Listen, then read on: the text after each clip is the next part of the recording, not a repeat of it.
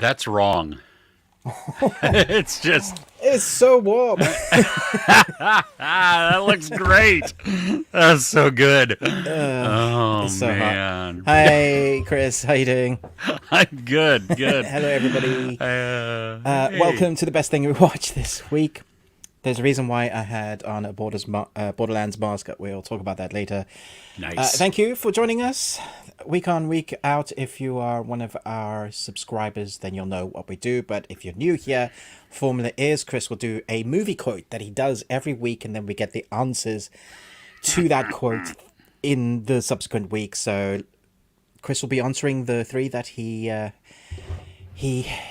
did last week, and they weren't easy. I don't know about that. Okay. And then I will ask an interesting question or a stupid question, depending on how many brain cells you have. I have one. A half one. I'm sorry. No. I heard you typing to write up your question, and it didn't stop. You just. I mean, I took a nap, so Ruben's got a dissertation. Oh, okay. No. And then obviously we're going to talk about the best things we watched, depending on what we watched and what made it in. And then there's another segment at the end where we talk about entertainment news, just because the stuff that happens during the week, and it's, entertainment media, which affects us depending on what's happening in the world.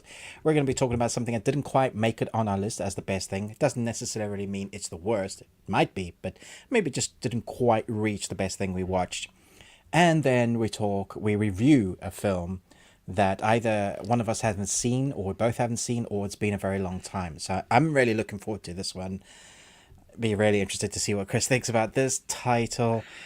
Our Patreon that we have, called The Bearded Ones, starts at £1, and this week we've got two things going up, I believe. So there's definitely 100 videos there now. We're going to be talking Blackberry. I'd never seen it. I think it's one that a lot of people kind of didn't watch. So we're going to be talking about that. And the second film is, what are we talking about? Cowboy Bebop the movie. Yes. I had never seen that. I thought I had. I've seen the series. I had never seen it either. Very excited to talk about that. Yes. So, yes. If you want to join us in our Patreon, it starts at £1, and you get just over 100 videos of varying sizes. We had a new Patreon just this week from a long time. Yeah, John, from a long-time subscriber, which was great to see him there watching and catching up on all that stuff. But should we say hello to everybody that's here so far? No. Okay. Excuse Chris's grumpiness. I'll say hello. No. Yes, absolutely. Let's see here. Sorry, I had to write down the time codes. So there. Okay, Ruben. Well, we already know Ruben's there. Leo, the short guy. Hello from Seattle. Is it raining in Seattle? Because it always rains in Seattle, apparently. Can't rain all the time. Michael, my guess is from Minnesota, because Minnesota whiskey lover. Good morning. Hey, how are you? Nice. Welcome. Ruben, are you drinking your bourbon? Oh. No, today I got tea. Oh, okay. Not so hardcore. Very English. The Bunny Dojo Rabbit Karen Bun Fun. Hello. Did you change Welcome. Your logo? Was it always a rabbit like that? I swear that's different. Is it really? I don't know. I love that. I love that. It's got the. It's like a headband. Except, you know what I would love to see is a rabbit doing karate with its ears. Yeah, that'd be cool. Yeah. Yes. Niket, hey, early today. We are a little, well, yes, we are. We're an hour earlier than we have been the last couple of weeks because we had weird time changes. Yeah. Ruben and I finally caught up together how we were, so we're still now 8 hours apart. And so, yes, we are earlier than the last couple of weeks, but normal time for all the times before that. Does that make sense? No? Okay. Well, it was in an effort to not go, and intrude into Ruben's dinner time more than we already do. So, yes. I had potatoes for lunch, so I'm all good. We should be all right. Did you mash them, fry them, put them in a stew? No. Potatoes. Potato.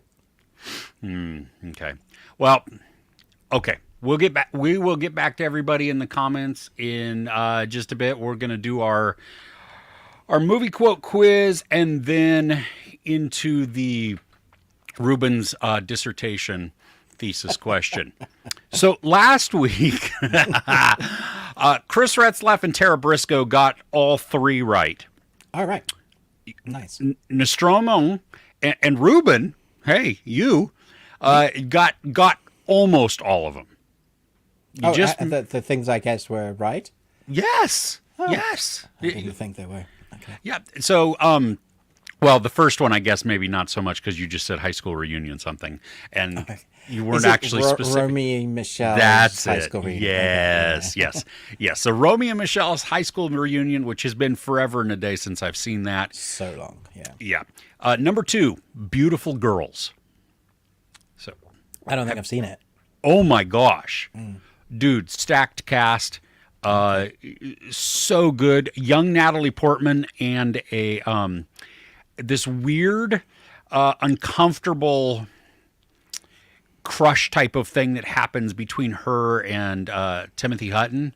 Okay. More so on her side, but still, it's but outside of that, it's a high school reunion for all these. It's great. Existential crisis, the whole thing. And then Grosse Point Blank. Just yeah. 10 years, man. 10 years. 10 years, man. 10. I guess you can't ever go home, but you can shop there. Okay. So this week I got 3 more. You ready for them? I guess. Oh, come on, Ruben. You're gonna get excited at the first one. Okay, fine. Okay. At my signal, unleash hell. Nice. Okay. Okay. Number 2. A psychotic drowns where the mystic swims. You're drowning. I'm swimming. Number 3. Are we far enough in? Yes. Okay, good. Because YouTube does not like this word I'm about to use. That girl you raped, whose husband and baby you murdered, that girl died. And you can't kill what's already dead. Oh, I'm trying to see what the connection is. All right. Yeah. Well, I got one. Yeah, absolutely, yes. Well, let us know in the comments, either in the chat or once it goes live, you can put it back in the comments there. What you think? We'll give you the shout out next week, Ruben. Yes. What is are you prepared for your question? Are we prepared for your question? Yeah. The question is, okay, so I'm a big gamer. I love games. Well, I don't often talk about games enough on this channel, I think, because it's a medium you get the best of both worlds. You can experience a movie and be the hero or bad guy, depending on what you're playing. Games like Last of Us, that kind of thing, are so story-driven and cinematic that are often better than some of the movies and TV series. So I'm talking about games. And the question is games as a service. I'm just going to give you some background. That World of Warcraft and RuneScape are known as live service, which most would say that World of Warcraft has done all right, and a lot of millions of people love it. RuneScape. But take you all the way back to the release of Destiny 1. This came from Bungie, that, famous for Halo. Mm-hmm. They were one of the first to do capital C content, which means they do a story that's not finished, but then they have like a track record of, we're going to be releasing not DLCs, but just like extra bits of content that should complete the story. And they started using microtransactions as like cosmetics, things like that. Then another big company did Division, which is very similar to Destiny, but it's all like a looter shooter sort of thing, from the company that did the Far Cry games, which are known as to be one of like the best shooters, but not a live service.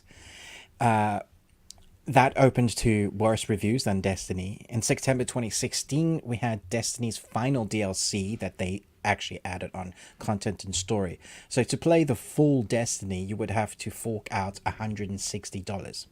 That's how much it was. Whoa! Yeah. Then Crystal Dynamics, famous for all the Tomb Raider games, great individual story adventures. They said, "Oh, we're going to follow suit and start doing a live service game." They didn't say what it was, but they were going that way. 2017, Destiny 2 arrives. By the time Destiny is complete, up until now, we've had 8 expansions, and that will cost around $269 to play all of it. The problem is, if you were to go in and play it now, because the base game is free, there are 3 story expansions that you can no longer play. They're just not playable anymore. So you don't even get the full experience. Moving on to Bethesda, one of the best. You know, we're talking Skyrim, Fallout. Now they release Fallout 76. That's in June 2018 to a very, very broken game. But talk about another one from Bethesda, Redfall, one of the worst broken games you've ever had. Rocksteady, one of the best trilogy of games ever made. The Batman Arkham series, widely known as like probably top tier in top 10 at the very least. They announced that they're going to do Kill the Justice League, also live service game. Then Avengers is released by Crystal Dynamics to the worst reviews and the most broken game anyone has ever experienced. The microtransactions in this is so broken that it stops you during game twice during story to ask you to buy stuff. That's the Avengers game that they gave us. Wow, I'm out right there. BioWare, one of the best stories in gaming with Mass Effect, released a couple of years before that, or Anthem. They had a roadmap for DLC that they were going to give us as part of continuing the story, because all of these live games as a service, none of them had story completion. So here we have BioWare, who then cancels Anthem's roadmap because of fan interaction of how much the game is hated because of its brokenness and its terrible story.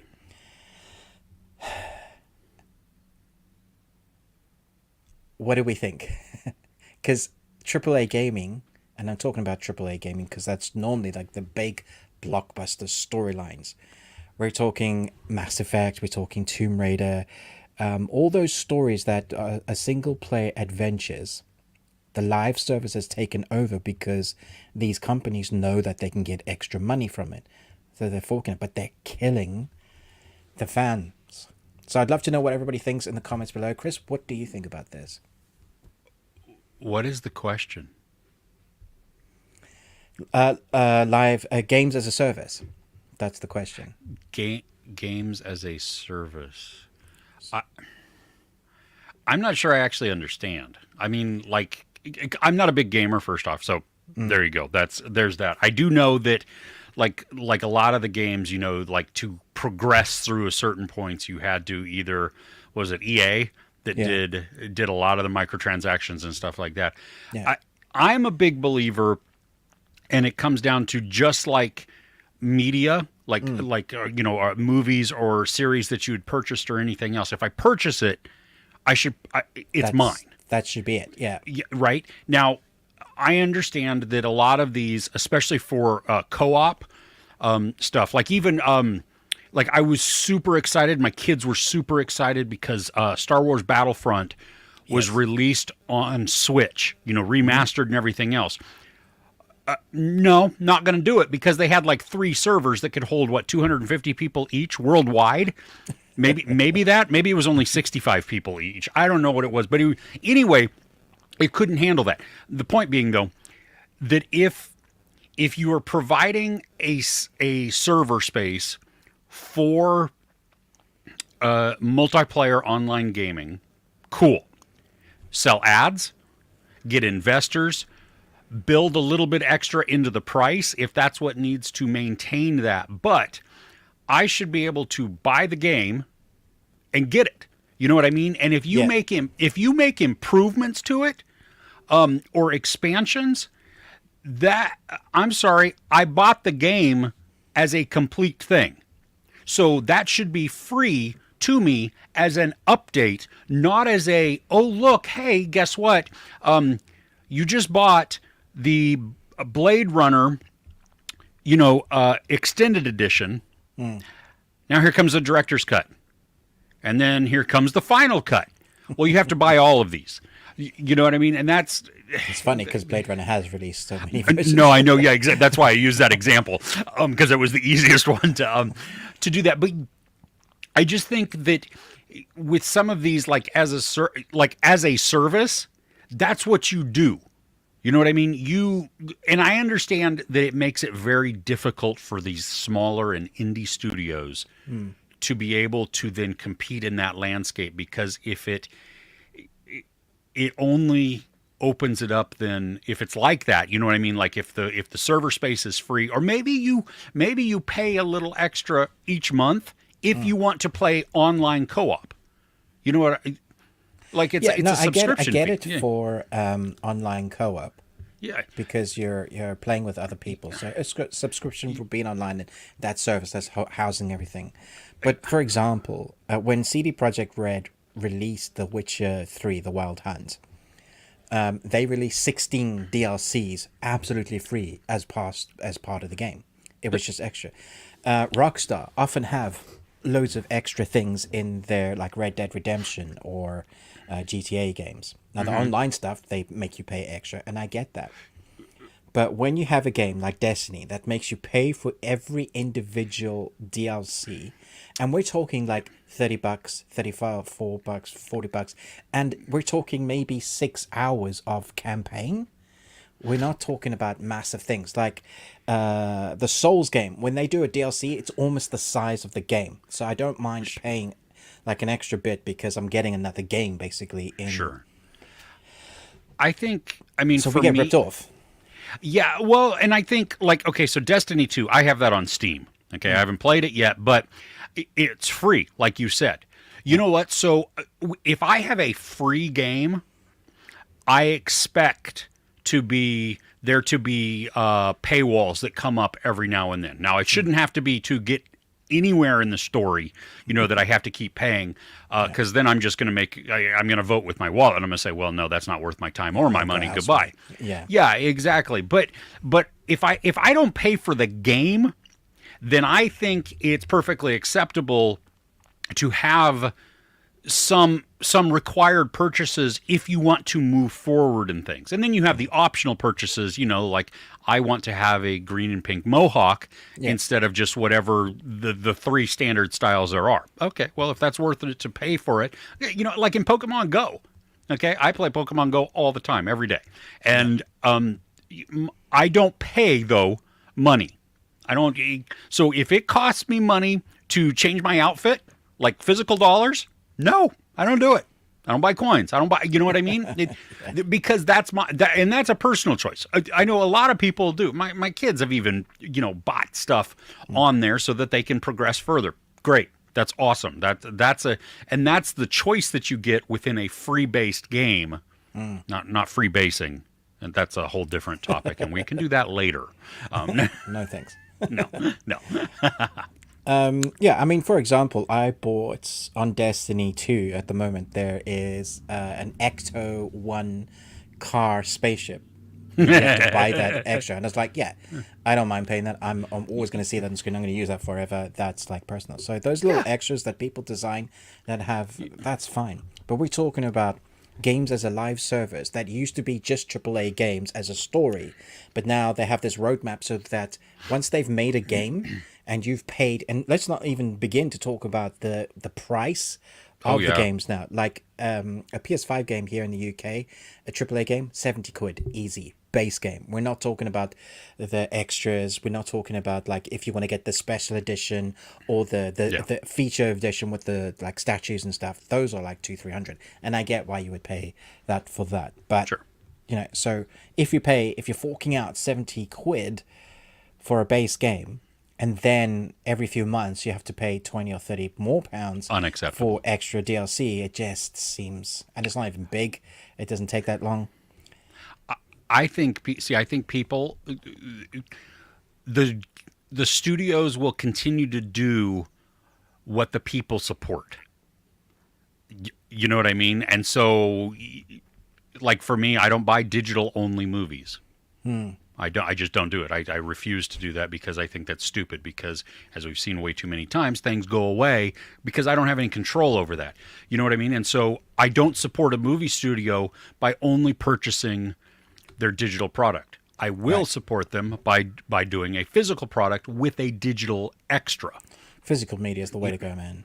Yeah, and so that's the same way that I look at it with this. You know what I mean? So if you're okay paying it, and paying each of the little steps along the way, obviously enough people are because the studios keep doing that. I wouldn't do it. It's that argument. I hear it a lot in cinema, where it's like, why do they keep making these movies? They're so bad. It's like, well, because people still keep going watching them. The Resident Evil movies, everybody was complaining about, yet everybody went and saw them. It's $1 billion franchise. Yeah, that's they keep making it if it makes money. So yeah, you can't argue with you know what I mean. That's just how it works. So I totally get it. No.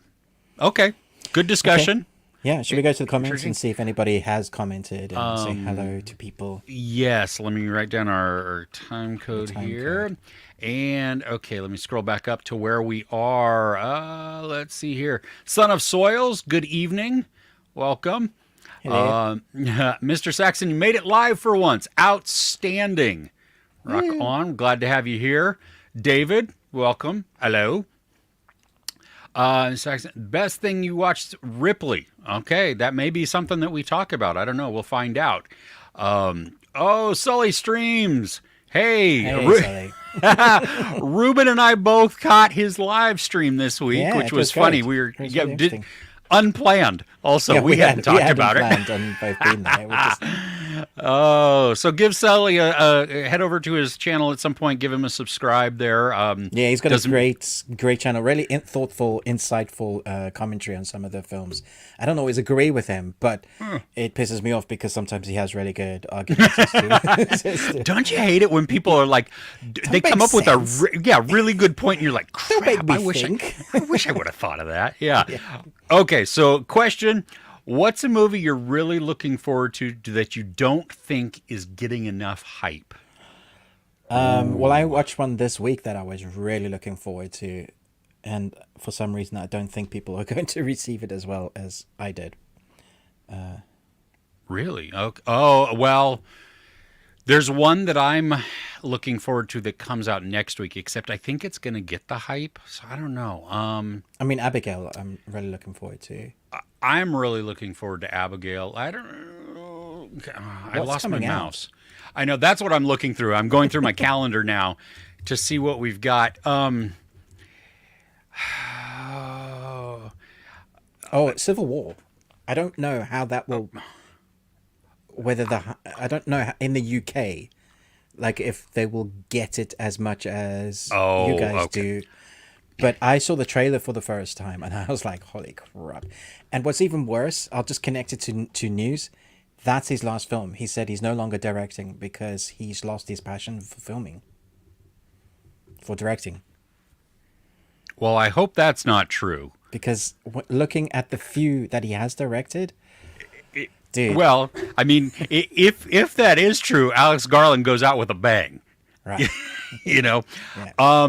You know what? For me, looking ahead, this one came out, I think, at Sundance this year, maybe. I didn't get a chance to see it because I don't think it did digital. I think it was only physical. But it's hitting cinemas at the end of May. In a Violent Nature. Oh. This like it's everything I've seen is like following third person this killer. Oh, okay. And so I don't know how the rest of it is, but I'm really looking forward to this. I don't know if anybody has even heard of this yet, and they haven't really started much marketing, so that could also be. But that's one that I am like, at least of people that are not, that it's not on radars. For me, I'm seeing Civil War on Monday, and I am jealous. Stoked for that. Nice. Oh my gosh. So, thanks, Sully. Good question. Glad you are here. Let's see here, Mr. Saxon. What do you guys think about cinema prices right now? Went to the cinema this week for the first time in a while, and it cost over £20 for two people, which is ridiculous. I mean, I don't. Is that ridiculous? £10 each? That I would love it if that were the case. Yeah, for me, it's about $15 a person just to get through the door, and then Yeah, but I mean, snacks if also. we convert £10 to That's what, dollars, 11, what's that? like 11.50, $12 maybe. Yeah, Yeah, it's close. So it is I mean, cheaper. Yeah, okay. yeah, it is cheap. I understand the prices are going up and they consistently edge up. I remember when regular movies were like $6.75 or something like Dude, that. if you go to View Cinema here in the UK, prices start at $4.99. But isn't that the one where you pay, like, if you want to sit in the center? If you want to sit in the VIP, you pay, it's like $7.99. If you want to sit just behind VIP, oh yeah, so it's like $8.99 for VIP, $7.99 for just behind VIP, which is my favorite seat. I don't like the VIP seats at all. But you just sit just in front. It's quite in the center. It's fine. Yeah, $4.99. I'm not complaining about that. That is ridiculous. I mean, I don't understand your whole seating section there, because like here we have like you you have, at least in California and around me, you pay one price. If you go to IMAX, XD, 4DX, RPX, some of these things that have a bigger screen upgraded, you pay a little extra for that as a premium. At Cinemark, you have D-Box seats, which move. That's an upgrade also. I've but never that's been not to one. Oh my gosh, it's so much fun when it's an action movie. Yeah. It's like, and you can control the intensity of it too, which is outstanding. Get sick. No, I've never gotten sick. But there was one. What did we watch? I remember what we watched, but it was Cloverfield. It was. Oh my gosh. Oh yeah, no, I know. Well, there was this one though that it kept moving just ever so slightly, and that did start to make me a little queasy because it was following Was the it like on camera. the ocean? No, not like that. It would not even that much. Just like so. Anyway, yeah. I would love to have Ruben's prices of $4.99 or even $8.99. I think American prices are so expensive for cinema. So yeah, but you have nicer seats, I think. Well, that is the one thing that most of ours now are recliners. You choose your seat before you even get there. So I know, and a lot of the times I buy an extra seat and then refund it right before, because people are weird, man. People sit right next to you like there's nothing else. Genius. I've never thought of that. Oh, dude, man, that is smart.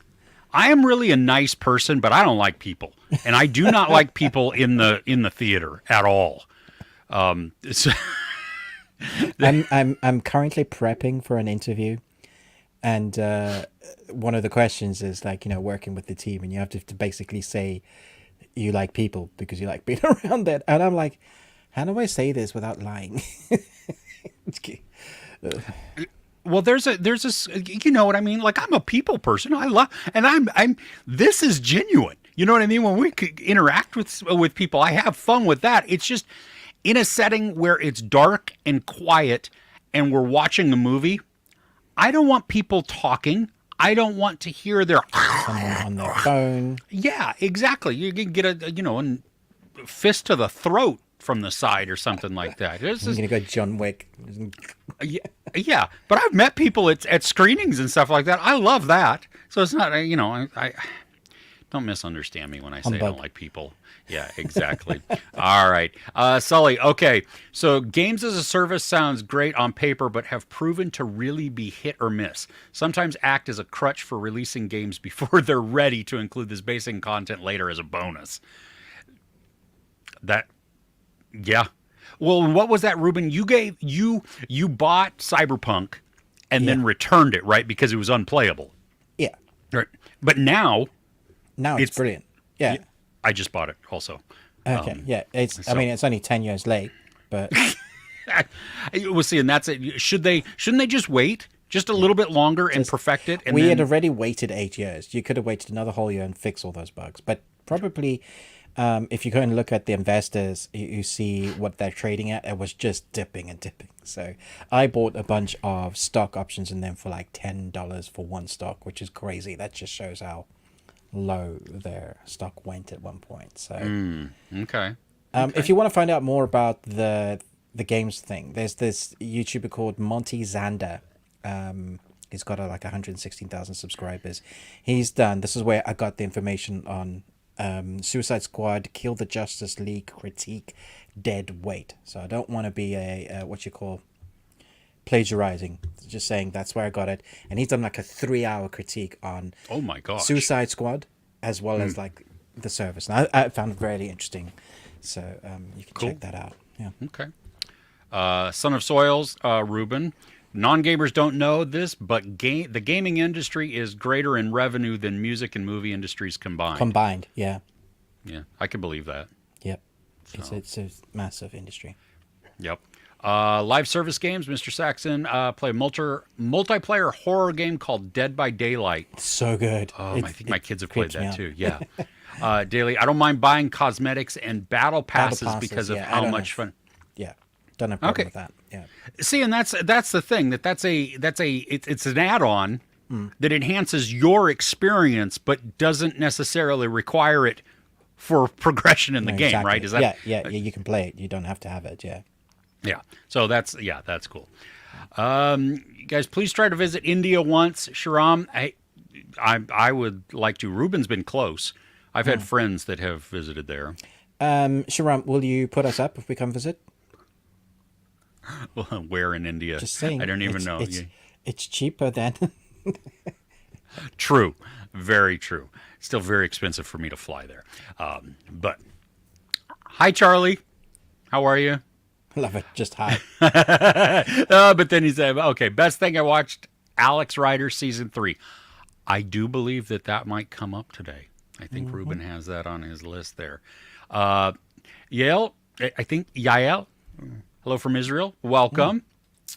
Mr. Saxon, a lot of American friends are really wary of Civil War due to the subject matter. Brit and think it looks like a good movie. Yeah, that's what I feel. And I think that's going to be interesting to see how the box office reacts to this also, because early buzz it's always sketchy, because you're like, is that just hype? Is it like people just excited because they got to see it? And it was good, but because the word masterpiece was being used by multiple outlets. Yeah. I think, and in the U.S., it is a little, like my wife is hesitant. Like she wants to see it, but also like kind of nervous. I'm nervous that it's going to give people ideas. See, that's the other thing. That so far in America, we have taken all of the cautionary tales like 1984 and The Handmaid's Tale and stuff like that, and instead have said, you know what, this is not a cautionary tale. This is an instruction manual. Yeah. What the hell, Do man? this. And so, yeah, that could worry me. I mean, it is really like how prescient it is in the concept is just like, I don't know. I am still looking forward to it, though, even though I think it's going to terrify a lot of us.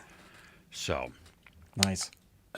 Yeah. Invincible Season 2 finale was superb. So good. Nice. I just want more now. Yeah.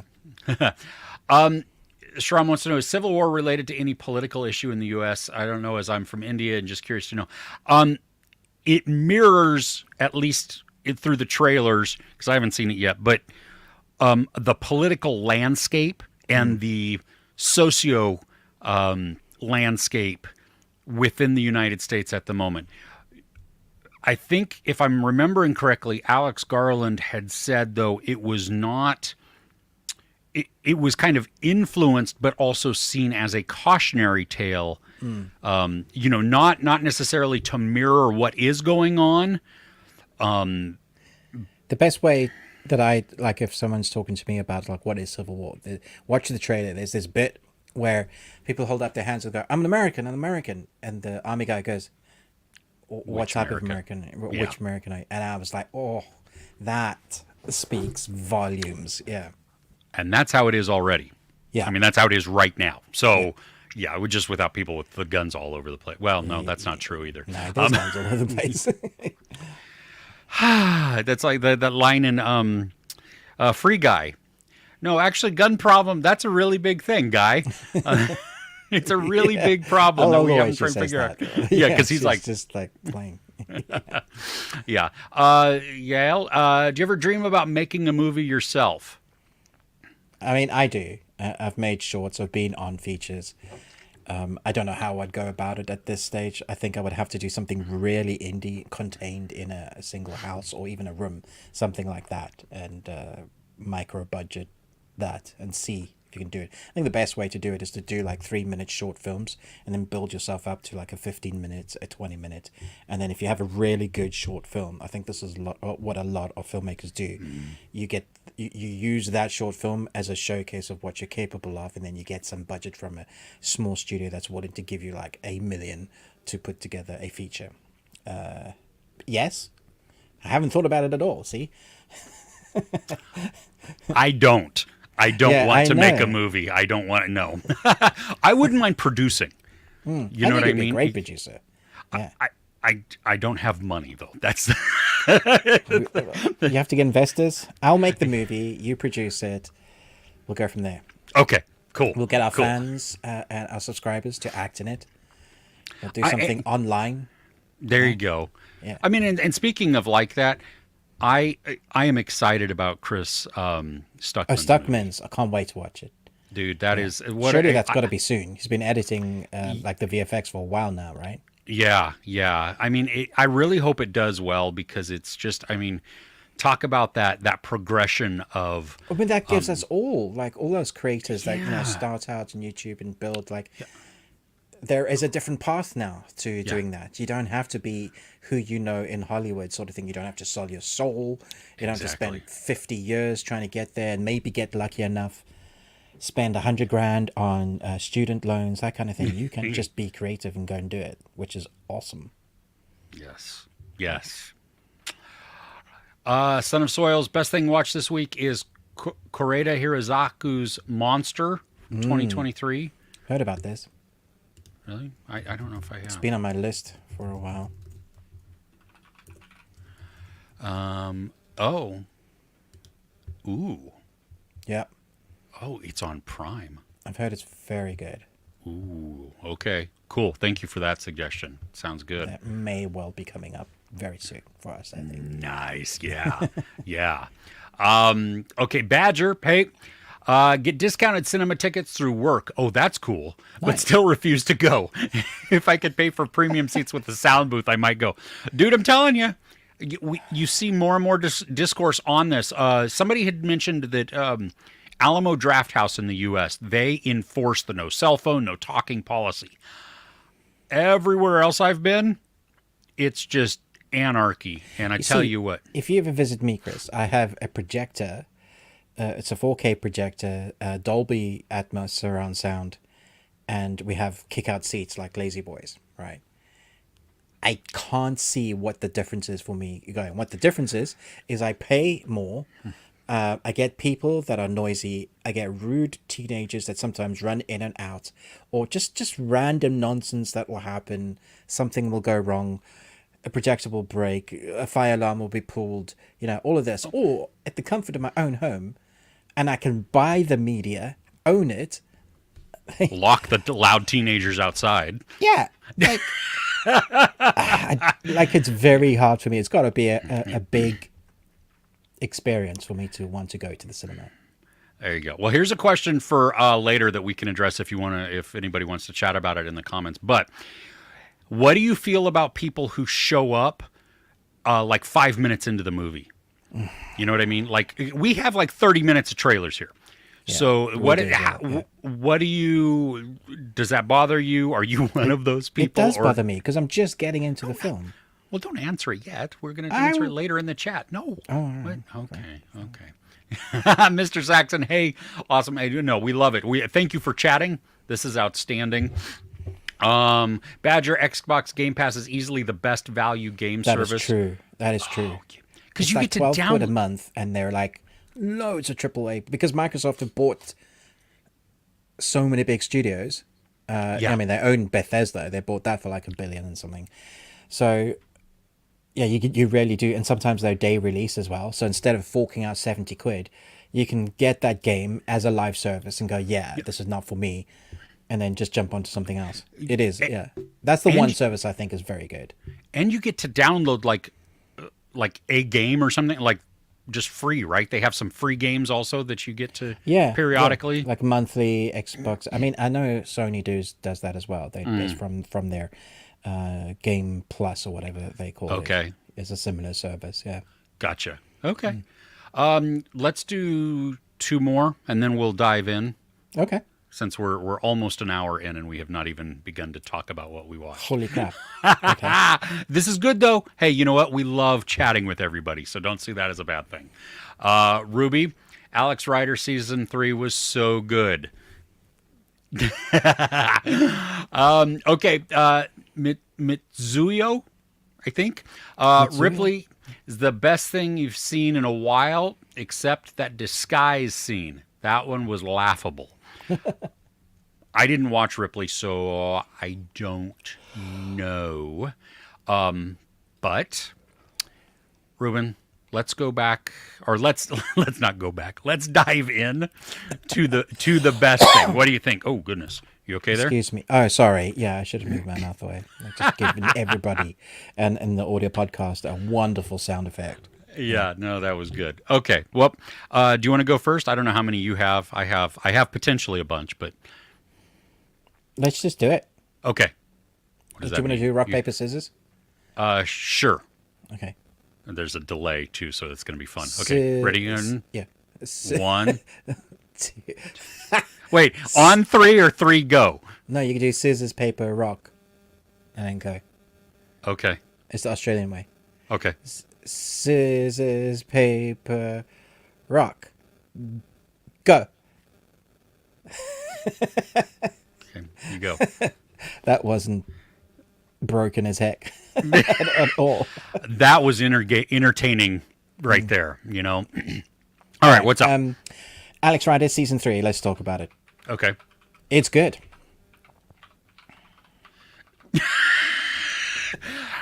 Okay, my turn. No, all kidding aside, it is the best season of the lot so far. It's based off the 5th book, so if you've read the novels, then you'll know which book this is from. I really like this one because it's more of an adult story. In fact, he's the age of 24 in this, and he's distanced himself from the government like spy group because he can't trust them. We still have his core team. He's got the young girl, tech girl that he worked, his best friend. They're, I think, somewhere in Italy.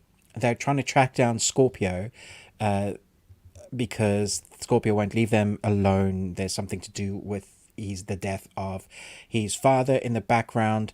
At the same time, the government good guys, supposedly good guys, although they're very much in the grey, are actively trying to take down Scorpio as well, because Scorpio has a weapon that they can't control. They don't know how they do what they do, but the government, like MI5, MI6, these guys are like 10 steps behind Scorpio. Scorpio are this like elite bad guys, and they're evil. Like they show what they can do, and they're willing to use it.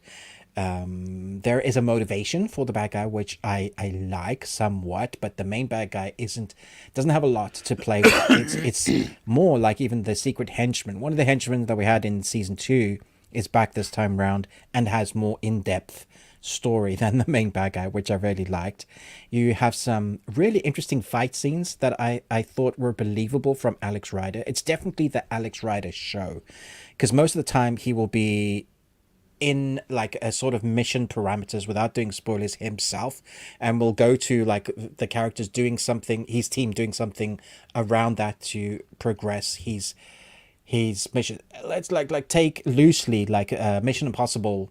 Tom Cruise will go and do the mission, but his team will be on the peripheral helping him trying to complete the mission. That's kind of what it is, where Alex is the young spy. There is a wonderful relationship. If you look at that picture there, that sort of starts... Oh. That Sorry. picture there. That picture there with this young girl. I like her because she's pretty, but not in the normal Hollywood way where they will they'll hire an actress because of her looks and a certain aesthetic and feeling. There's a general Hollywood look, brunette, long hair, figure, blonde hair. You know, this one, she's a really intelligent. You believe her as intelligent, but the beauty is the relationship that blossoms. I really like the quirkiness of this character. It's the best way I can kind of describe her. And of course, his friend is the happy-go-lucky friend that is there for being the best friend. I don't think he has that, doesn't add that much to it. But as the family unit, there is Jessica, who's been kind of his surrogate mother, father, is now the surrogate mother, father for the whole lot, and she's really worried for them. So on the outskirts, you have these players that are, you know, being moved forward in progression. But because this story is much more adult, it feels like the consequences are much more real. And because the story is based in his past with his father, there's emotional moments there. So because you care about what's happening in the story, when you get to the action, you are like riveted. I would say it has a nice balance of this could be for young and old, like a family adventure story. It is quite dark in places, but it is definitely come a long way from like season 1, because it's like we're growing up, well, the characters growing up, and as the characters grow up, they do, I guess, venture forth into more of an adult role. That's the best way I can describe it. It's like we feel like Stranger Things, you know, season 1 to where season 4 is vastly different to where they're at, and it feels somewhat like that. There's kind of action in every episode, so it's never slow. When there is downtime, they're prepping for something, or there's some intensity going on with the bad guys and their weapons. There are montage training moments that I liked with Alex. It just is a lot of fun. They've seemed to have found their footing. The only thing I dislike about this series is that it's on Freevee, so you get the damned ads. Now, I had screeners, so I was lucky, but going and watching it on Freevee, I used to like, I think the first season was on Prime Video, and it was fine, no ads.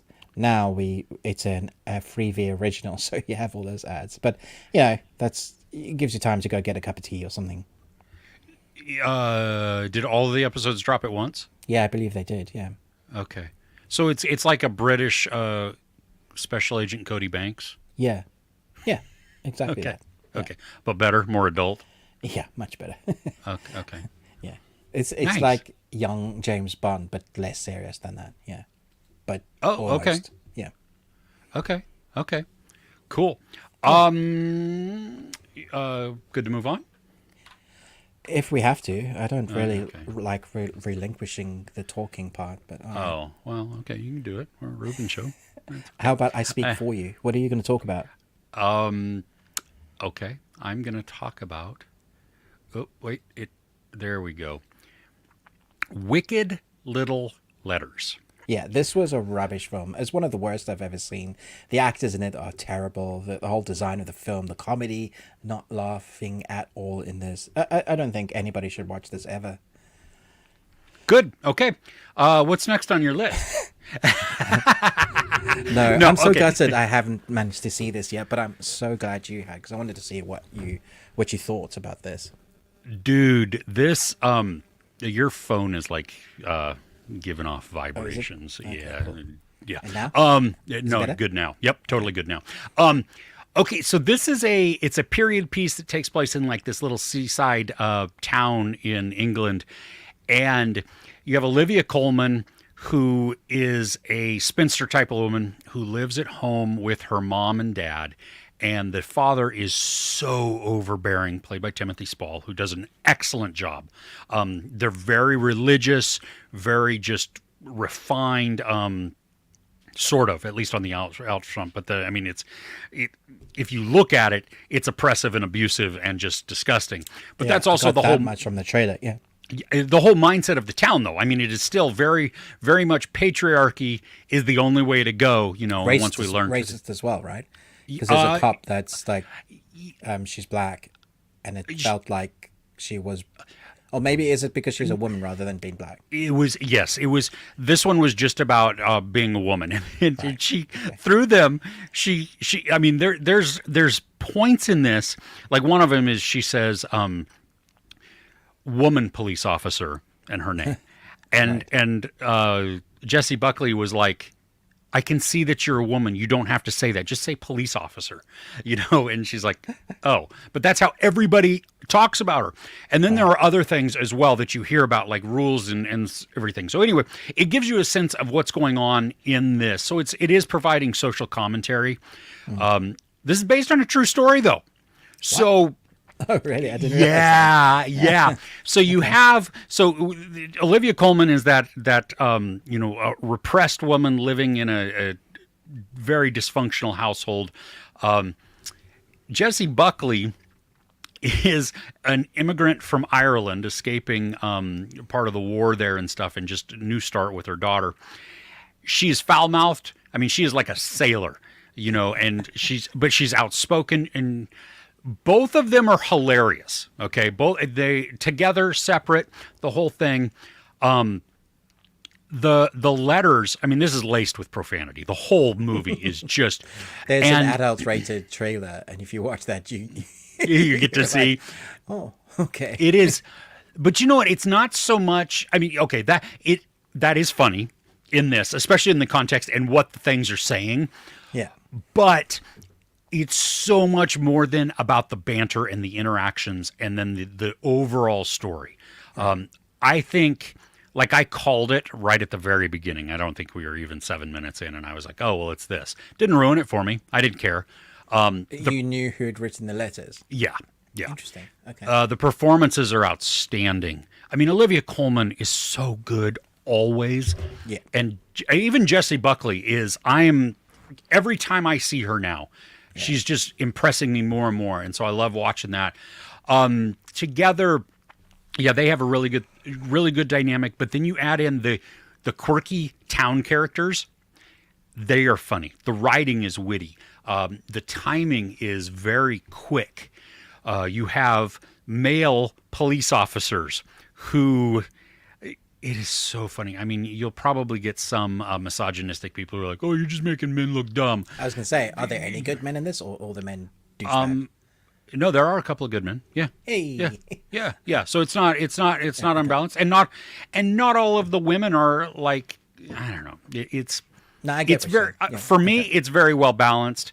I had a lot of fun with it. The writing made me just. Like I was engaged in it. Did you laugh a lot?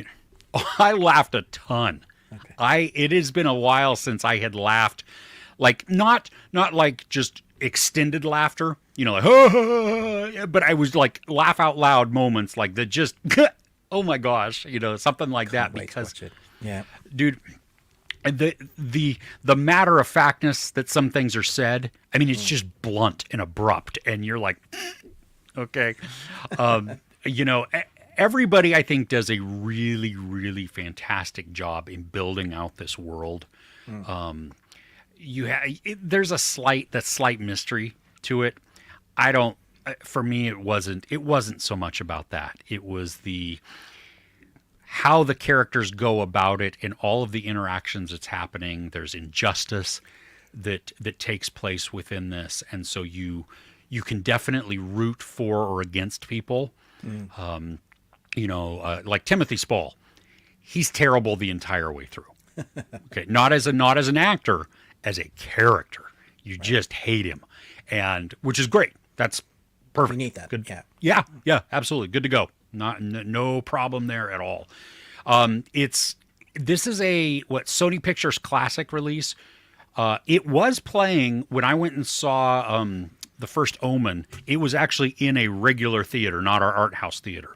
Okay. So, which shocked me. I was actually surprised because more often than not, films like this have a much smaller release, are relegated to just your little indie theaters or your art house. I think Olivia ones. Colman brings a lot of kind of that push now because she's risen like in status, whatever that means, quite highly. So her name carries weight, I guess. Yeah, I was watching Hot Fuzz this week, and her as Doris, and oh my gosh, so good. Anyway, so yeah, give Wicked Little Letters a go if you like comedy. It's definitely. I mean, it's well put together, quick paced, snappy. a little thin on some development there, but really it's less about the background of certain characters. You understand enough and you were given enough on Olivia Colman and Jesse Buckley, who are our main drivers. Right. So we understand them, not only through just like, where is it? Now, most of it's exposition, but it's in context and it works. It's not like just a dump that gets very boring to watch, if that makes sense. Yeah. So, okay. Nice. Do you want to go back to the comments for a minute? Sure. Okay. Let me write down our time code again. Yeah. Yes. Okay. Let's see here. Going back, I need to find out where we left off. Okay. Charlie wants to know, have you seen Who is Aaron Carter? Yes. Do you remember that one, Ruben? On Netflix? Oh, yes, I have seen that, yeah. I didn't You like didn't like it, I liked it. Yeah. Yeah. Cool. Charlie, wait, going back to you. Have you seen it? Did you like it? Tommy Boy. Oh, that has to be you. Shogun is the best current series. Shogun is a phenomenal series. Ruben still has not seen any of it because he's going to binge it all at once. I think the last episode's this week, so be good to go then. Yeah, that'll be on your list next week, I'm sure. So, Sherry, my wife, speaking to Civil War, excited to see it, but also really nervous because people are already talking of starting a civil war should their side not win the election this year. That is absolutely the truth. Talking about it, regular interviews, people say that they talk about it with their friends and family. I know we've seen interviews with your normal people. I say normal. I don't think they're normal, but the person that you would see at the grocery store. These people are still not normal, but yeah, there you go. Mitsuyo, Netflix's Parasyte was all right. However, didn't expect that cameo. For me, it wasn't a cameo because I didn't get it. I didn't even know that because I didn't. I was not familiar with any of it. Yeah. At the end, apparently, if you were like a big fan of, I think, the manga, it had a. Oh, did it connect the universes? Okay, because I haven't seen the last 3 episodes yet. So. Oh. Okay. Okay. Nice. So yeah, Chris. Hey, welcome. Happy Saturday. Best thing you watched has happened yet. Wait, best thing I watched? The Peacock and the fun stuff. Oh, hasn't happened yet. Wait, is it WrestleMania tonight? WrestleMania. When's WrestleMania? Apparently tonight. I don't know. What the hell? Okay, so we were talking about doing like a live watch along at some point. Yeah. I want to say it's May or June. Nope. Well, oh gosh, is it July 20th? And I don't know what time this is going to happen at yet, but Mike Tyson and Jake Paul are fighting live on Netflix. And I think we should do a watch along with commentary there. So everybody will just, 100%. Oh my gosh. It's probably going to be a 3-minute thing, with 2 minutes and 1 55 minute, 30 seconds in. I was saying 2 minutes and 55 seconds of them walking in, and then 5 seconds of Mike Tyson just decimating. He has Jake done Paul. that a number of times. So. Oh yeah. So anyway, there you go. Awesome. Well, I'm glad. Hey, the WrestleMania. I don't watch. See the comment. Sorry, from Badger. Can't wait for Tyson to eat him. He might rip his ear off. That's why he's not allowed to box anymore, right? Because he bit that boxer's ear off. So. Yeah, Evander Holyfield. Yeah. So, but this will be. I just want. I wanted to just. Can't wait. Yeah. You're Mr. Saxon. Going to my question there. I hate people, all in caps, who arrive late for movies. It's not too bad when it's just 1 or 2 people, but when 5 people walk in, shuffling their popcorn, whispering amongst themselves. And may I add their flashlight? Flashlight, so they can see because they're late. Yeah. And it's just setting the atmosphere for something like Dune. It's so important, that atmosphere. And then you're like, excuse me, sorry. I just want to go. Yeah, did you not know what time it started? You know, I mean, like my wife is pretty much annoyed with the World. 30 minutes of trailers. Oh yeah. You know, the world, yeah, sure. But no, but the 30 minutes of trailers, like so she's not enthused about that, you know, and us arriving that early, which I get because it adds 30 minutes onto whatever runtime the movie already is. Yeah. But come on. The movie, It's just etiquette as well. It's like you're being. I'm a good human being. I'm gonna arrive so I don't, I don't ruin this for other people. but that's not how anybody thinks anymore. At least in the US. It's all about the personal I enjoyment, think not in the about UK, anything we collective. still have some respect. Etiquette is kind of seeped into like as a culture. We say sorry a lot. For things we haven't done, for queuing up, it is quite. We queue for bus rides, and then if there's an old person, we say after you. Someone with a pram, we try and help them get on the bus. That sort of thing. The politeness. Lost. Be Lost. a goddamn human being, people. Yes. Yes.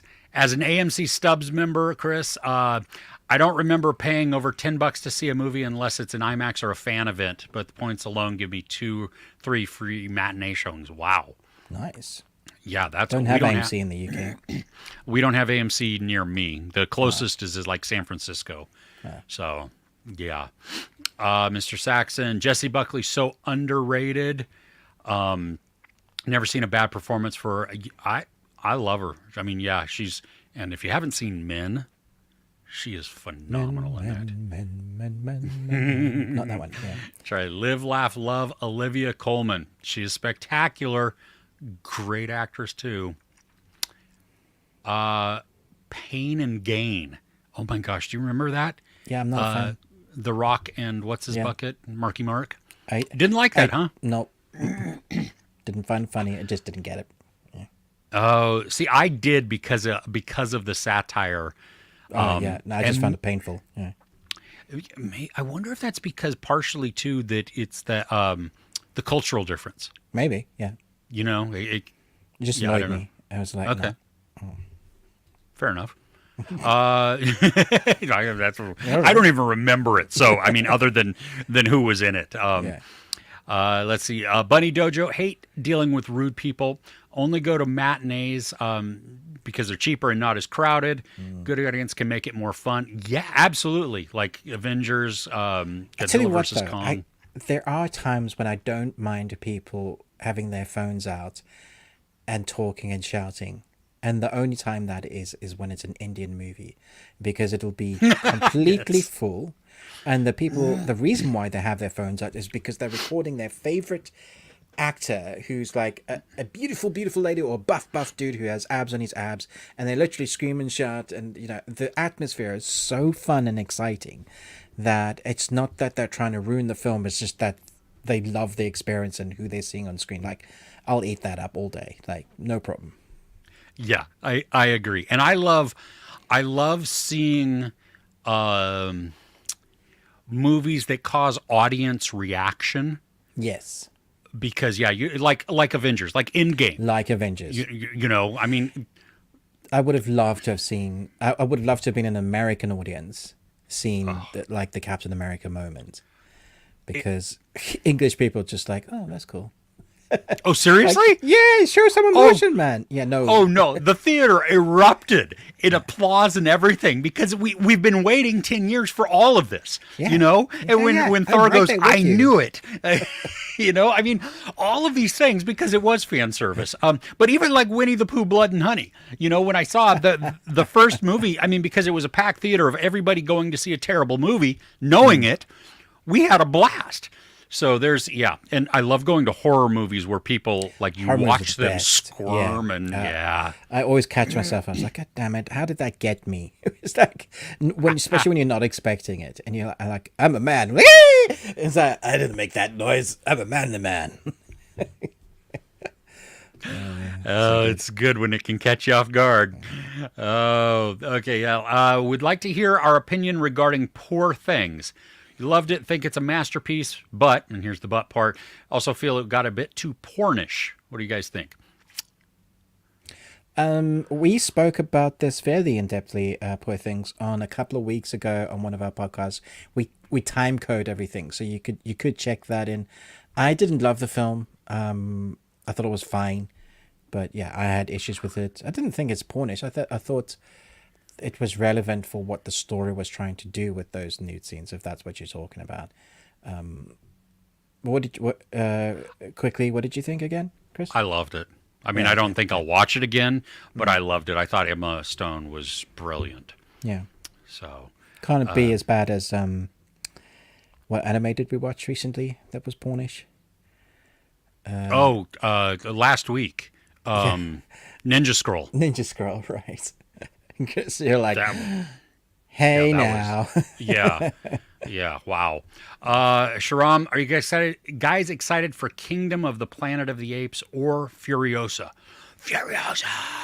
I'm really nervous for Furiosa because Really? because I hold Mad Max in such high regard. It is probably my favorite action movie of all time. Like, it's so good. Fury Road. That's the one you're talking about, right? Fury Road, yeah. Okay. Yeah. Because the first ones, if you've ever gone back and watched no, those, they're those bad. are rough. Yeah. Ooh. I mean, they're not bad, but they've aged. Very, yes. But Fury Road is a masterpiece. That's so I don't know how you go from that to, like, can it even be as good? I don't know. I saw a different trailer just recently, and I am stoked for it. I think it's Okay, going to be cool. outstanding. And Planet of the Apes, yes. I am too, but I'm pissed that they did another trailer. I haven't watched that trailer, so Good. Don't. I'm just like, seriously, we didn't need more of it. We got the gist. We see that the apes. It's been a while. The apes have fully taken over. it's the same girl though, right? The Freya mutant Allen? deaf girl from that character from the last one. She's this character I don't think in so. this one. It's I don't only think like so. it's how many years has it been? Oh, I thought it was generations, So like maybe not. 300 Okay. years or something. Oh, like because that. I thought because it was the same, there was that one girl that was special and different, that was mute. That this new character who's also mute was the same. Oh, interesting. Yeah, I think it's. My brain forced to connect the stories. I don't know. Well, it just says many years after the reign of Caesar, so I don't know. Maybe it is her, but it is Freya Allen, the one. She's in. She's a great actress. Yeah. She's in The Witcher. She's also in Baghead that you saw a couple of weeks That's ago. not such a great film. I'm watching that today because it just hit Shudder. I'm so excited. Okay. Yeah. Cool. Yeah. Mr. Saxon, so Winnie the Pooh horror fan, are you looking forward to the upcoming Bambi? I am. I don't think it's going to be very good. But What are they going to do to Bambi? it's more like a zombie type of. All right. Bambi gets a zombie virus. Okay. Yeah, seriously, I'm not sure that it's actually going to be How's decent. that going to work? Like, if it's CG, they won't have the budget to make it look good. If it's a person in the costume, it will be hilarious. Oh, that'll be outstanding. I'll see it If just it's because of that. animatronic, I think, I don't know, puppeteering could work. Yeah, I don't know. I don't know how they're going to accomplish it. But That's not one I would have chosen to do, if I'm honest. not are as a others. low budget type of thing. No, because Like we Peter saw. Pan you could do. Like, I Oh get that. yeah. Oh, that's going to be dark. Yeah. We watched. You and I watched. Mary Had a Little Lamb and Three Blind Mice. Neither of which are good or worth your time, but Three Blind Mice was at least better. The costumes were better. Yeah. Yeah. Well, and the story, it was It was more violent. It was. Yeah. And funny enough, the same girl is in both of those, and then like one or two other of the extremely. You know what's a better than Mary Had a Little Lamb? Is Lamb. Did you ever watch that? Dude, With I no- loved with Numi Lamb. Rapace? Yeah. Oh yeah. That was so messed up. That was good. That I loved that. Yeah, my kids loved that. We came out of it Folklore like, horror was awesome. I didn't expect it at all either. no. Okay. Thank you, everybody. We will come back to the comments in just a little bit. Ruben, Okay, what you got? Paper. What? No, it's your turn. Just go. You're ruining the fun, Chris. Come Okay. on.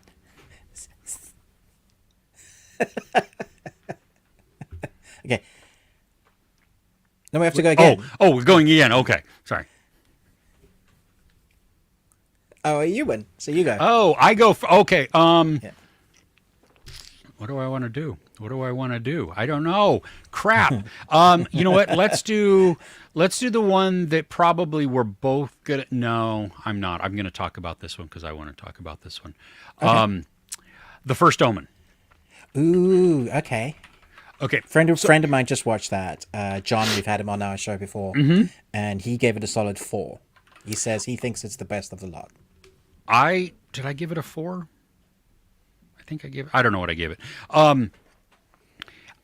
This has been a surprising year because I went in to Immaculate a couple weeks ago, just like, this is not going to be good. It's going to be terrible. You know what I mean? It's going to be schlocky. It's just not going to work. And was hugely impressed. I mean, Sydney Sweeney did Immaculate. Okay. Immaculate was wonderful. All right. So then we go to another nun in Italy story, American nun in Italy This story is a prequel, with horror. right? This is a prequel to The Omen. Yeah. Dude, the parallels between this story and Immaculate is insane. The executions are completely different. There's no child in this then, is there? There's no Damien. If it's a prequel and Damien was like 5 or something ridiculous in the first one. This does connect to the first movie. It's Okay, kind of like interesting. your Rogue One type of thing. Right, so like running somewhere along the end of the story that builds up to the Death Star plans. Exactly. Okay, cool. Nell Tiger Free, who is from Servant. She is phenomenal in this. So good. Why does she do creepy so well? I don't know. I do want to see her do something else. Yeah, okay. We were talking about that because she was so good in this, but Was she I've different from her character in Servant? she was happier at times in this. And that's what's kind of weird in this one, that she is bubbly and she's kind of light and she's positive. She's hopeful. And that's the tonal difference between this and Immaculate. Immaculate starts out creepy and foreboding right from the get-go.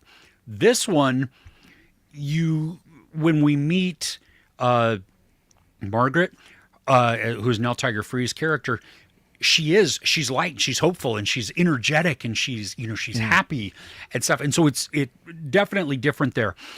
This has, I mean, some great, like, just eeriness So to it. it's Immaculate Inception that gives birth to the devil. Do you see what I did there, connecting Immaculate to this? Yeah. Yes. Or was that spoiler? I'm not going to say one way or the other. Cool. Is it scary? What level of scariness is this? It's tense. It's tense. What would you compare it to? That face.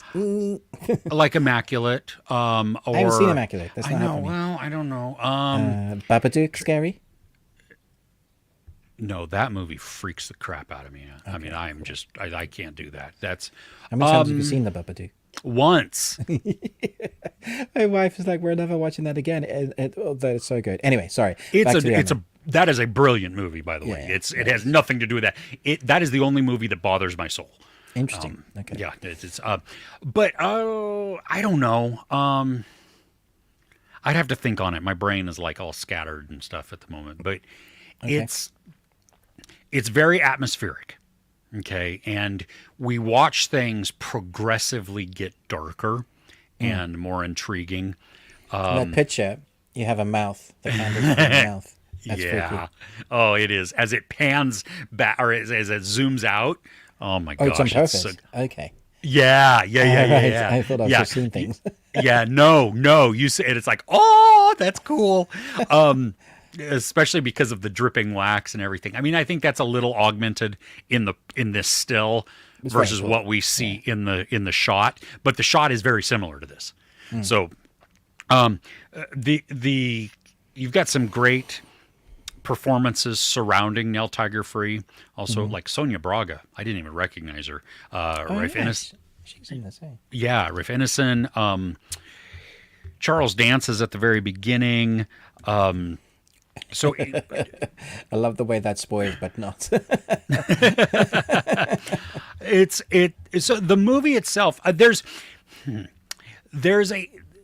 a certain mystery maybe to this, which we all, like my wife, it was funny after we watched, she was like, okay, you knew that right from the get-go, right? And I was like, we were all like, yeah, that was obvious.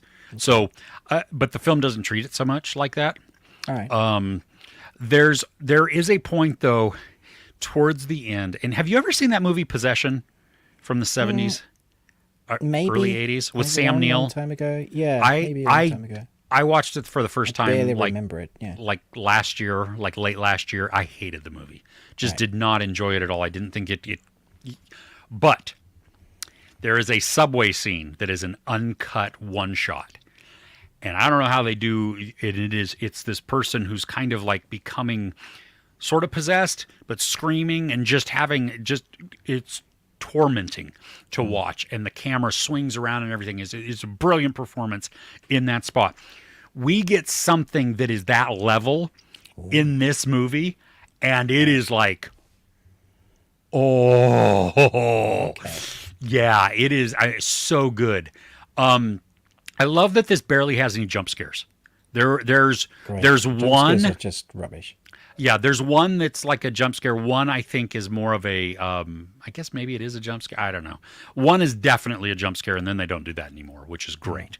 But you haven't talked about Bill Nighy. That was the other person that I had forgotten about. You're right. He is. I like what he brings because with Nell Tiger Free's hopefulness, he matches that. He's very fatherly. He's a priest too. He's a father. Anyway, don't unsubscribe. Don't leave. I'll be here all week. No, he does a really good job in that because he is a father figure to her. So and then just like the way that he supports her, the way that he has doted on her, not in a sexual creepy way, just protecting, watching over type of thing. And there are some really, really good practical effects.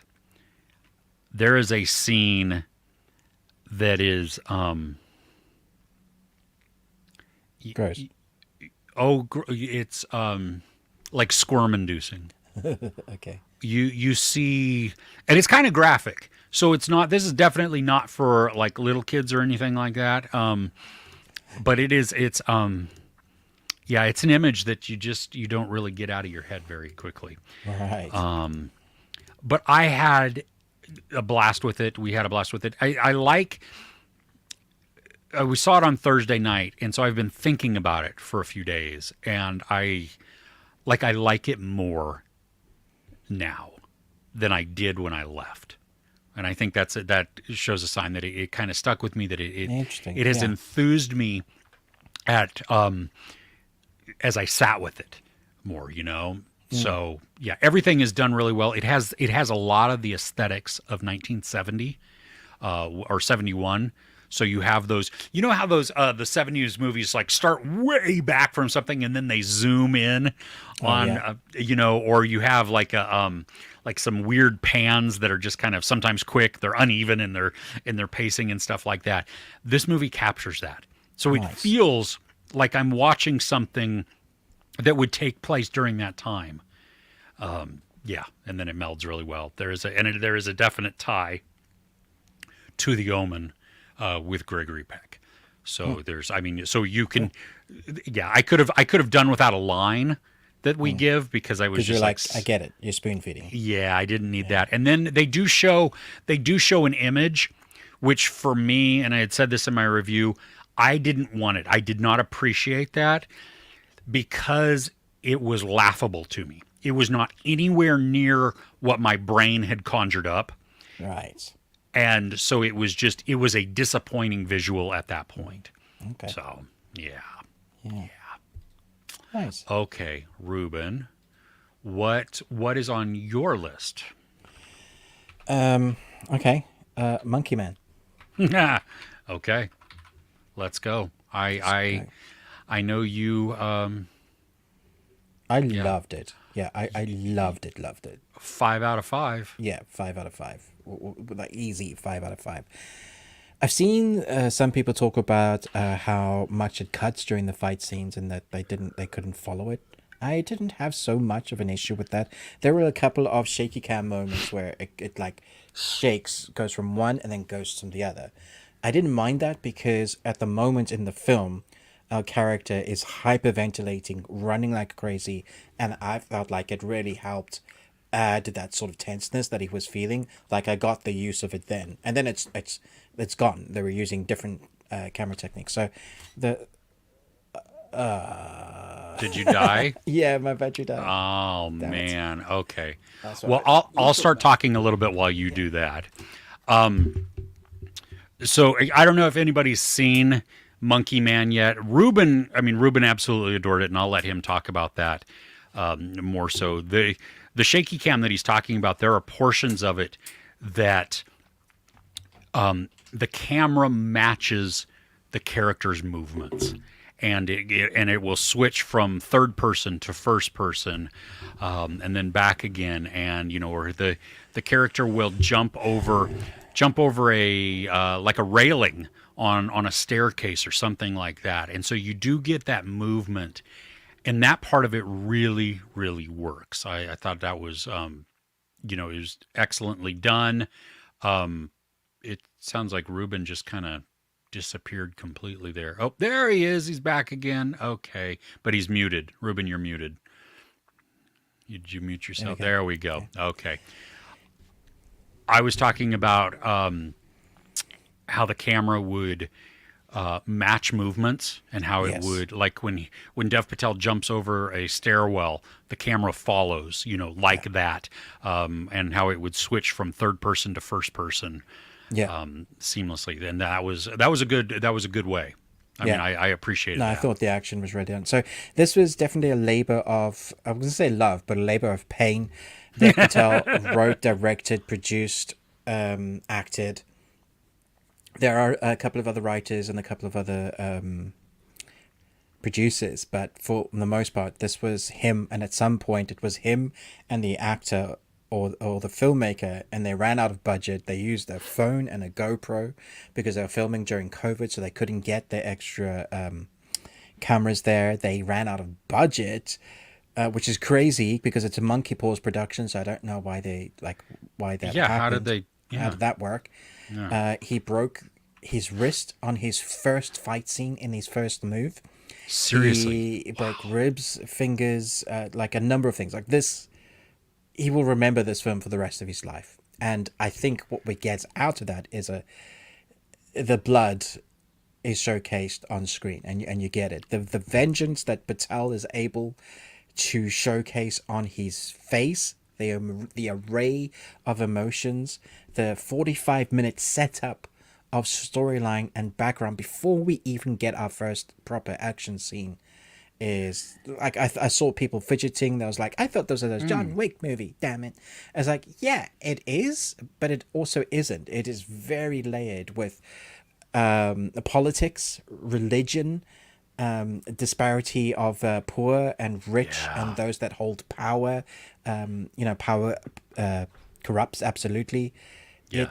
It's a multifaceted layer, and then we have our character that is so broken because of what has happened to his family, his mother particularly, when he's young, that he has one goal in life, and that is to get revenge on this person that did that. And so he's going to shape his life.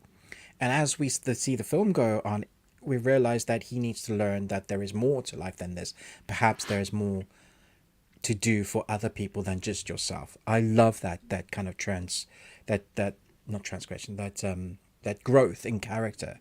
It's written that way so that when we get the action, it is so well deserved. You're so looking forward to it. You're so on the team's side, that it's wonderful. And then when we see our character get taken down a peg or two, and we have a montage, one of the best montages on screen I've ever seen, because it was like timed to the drumming, like drums.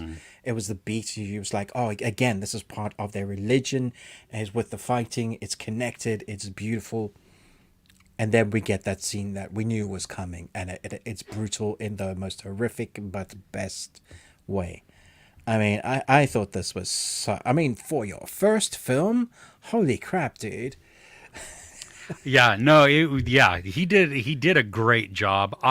For me, the shaky cam at the beginning, not when action was going on necessarily, but just like way up too close. Very close, yeah. Very blurry. I couldn't see what was going on. That for me really, that was a massive detractor at the beginning.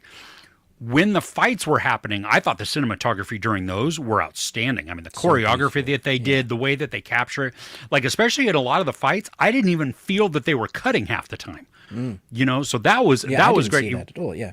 It was great. I thought there was a scene where the camera is pulling out of the city and you see this harsh cutoff from this brightly lit, just neon and clean, sparkling high rises and everything to shantytown. Like, it just stops and then it begins, and it's like, what the heck, you know? You really see the line. Yeah. I thought they showed that so well. They did. It was brilliant. I thought that was great. And then you see them, you know, the people sleeping in these hovels, and not just like one person, but it's like all, you know, head to feet, feet to head, you know, twisted and everything else. Just a ton of people sleeping in this. And mixed brilliantly with then the religious and the political commentaries that came in. I thought that was spectacular too. Yeah. It had something to say, but as I mentioned in my review, it was never at the expense of the story or what was going on. If anything, it just helped, like, the momentum. Yeah, I like too that my oldest and I, we went to the screening and saw this, and I liked that the message was not, "Hey, revenge is bad. Maybe you shouldn't do this." You know what I mean? Even with the religious part of it, when Dev Patel's character goes in and it's no, here, we're going to give you something to help you on your journey through your healing, but not to dissuade you from revenge. I believe that in myself. Like, the law, sometimes those in power don't do what is needed for justice. Nope. And there are times when humans have had to take justice into their own hands. Talking about Civil War, that's why some people have uprised, because of the injustice of the disparity between the rich and the poor, and the lies that they're constantly being told. So we have that all embodied in one character, kind of carrying all of that. And so I kind of get, like, the religious aspect of what the Monkey Man is, because we see that through paintings. Hanuman, so good. So what is represented is almost an anti-superhero, although he doesn't have superpowers, but after that montage, I guess he kind of is John Wick. That beautiful scene when he finally comes in and we get that action scene, you know, he's been building up. I was just like, but you earn it. It's just not there suddenly. I think that's the difference between this and John Wick. John Wick is this, like, super assassin dude that can take on, you know, the world. This guy has vengeance on his side, and he what I like is that he can take a beating, and they establish that very well. So we know that if he gets knocked down a few times, he's going to get up, because he's conditioned his body to be able to take a beating, which is outstanding as a story building element. Exactly. Because we need to see that. That's the one thing that we never see with John Wick, is we're just told that he's like the world's greatest. We've never seen it. Yeah. Yeah. See, the world's greatest. This film did show. It never tells us. There's no exposition. There's just showing. Answer me this, though. Why is the girl in it? I guess I don't know when the writing there's like they need to have some sort of romantic interest because that went nowhere. I guess they were what trying to show a little bit of compassion, or maybe yeah, he's well, no, just maybe like a, more of the world that's connected there. So we see a little bit from her viewpoint of what she has to go through. So it's another aspect of vengeance for her, which, but again, we've seen enough of it. There's enough clips scattered throughout that we didn't really. Yeah, it was detraction unless they were going to give him, unless there's a cut of more relationship there. Yeah, I yeah. agree. That's not necessary. I mean, it didn't take away from anything from me for the film, but yeah, I get that as a nitpick. Yeah, It didn't ruin the film or like detract from it. But as I left, I'm like, I don't even know why she was there. What did she have to do? So anyway, that's okay though, dude. I love Dev Go. Patel though. I'm just reading the comments. There's someone saying my new Nokia 1703. This is my favorite Dev Patel movies are Lion and Hotel Mumbai. Both amazing movies. Looking forward to Monkey Man. Yeah, I mean they're both incredible. I love is it Slumdog Millionaire? One of his first. I thought that was incredibly moving, very well told. Hotel Mumbai is devastating but it's fantastic. Lion is so depressing but excellent, like acting wise, holy crap. Nicole Kidman in that is also something special. Yeah, Dev Patel, man. Like now directing, I can't wait to see what else he does. That is going to be fun to see what else he brings to it.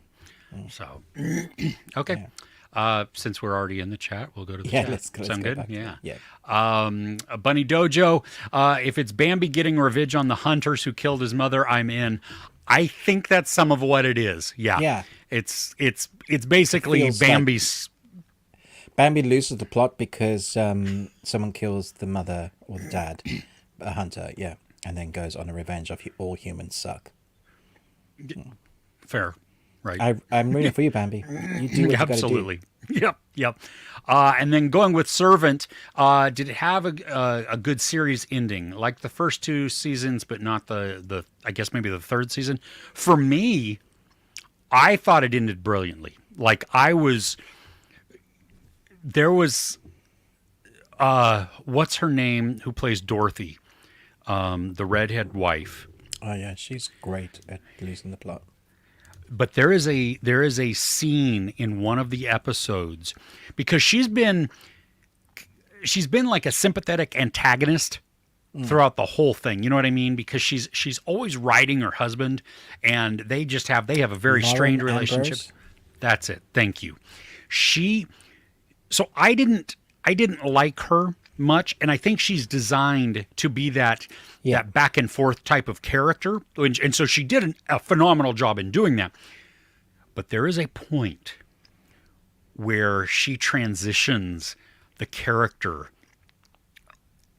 and holy crap, and it's done in one scene that you're just like, oh, I'm like blown away. Nice. Did you finish the series, Ruben? I haven't yet, but Okay. I have to say the actual Servant, I've never trusted it. I don't trust anything that comes out of her mouth ever. So like when they're trying to get us to have sympathy for her, I'm like, hey, get her out. Are you kidding? Kick her behind out of the door. That's so good. So good. Okay. Niket, have you seen 13 Hours of Secret Soldiers of Benghazi? So Brilliant action. I watched this one. I actually just watched it 2 months ago. I watched it recently as well. Again, it's one of those. Michael Bay films too. Oh, yes, Michael Bay. Wow. Okay. Yeah. A good Michael Bay film? What? Yeah. I don't know how. Oh, wait. No, because there are firework explosions. Well, there are, yes, and some lens flares there too. Yeah. That one line where I don't know how you made it through the night, but I know how we did. Yeah. It's what's his face again, isn't it? John Krasinski. John Krasinski.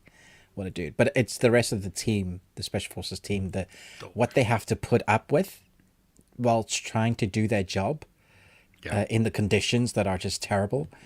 And then just seeing waves and waves of bad guys and the people you're meant to be able to trust that are meant to be helping you are not, or they just leave.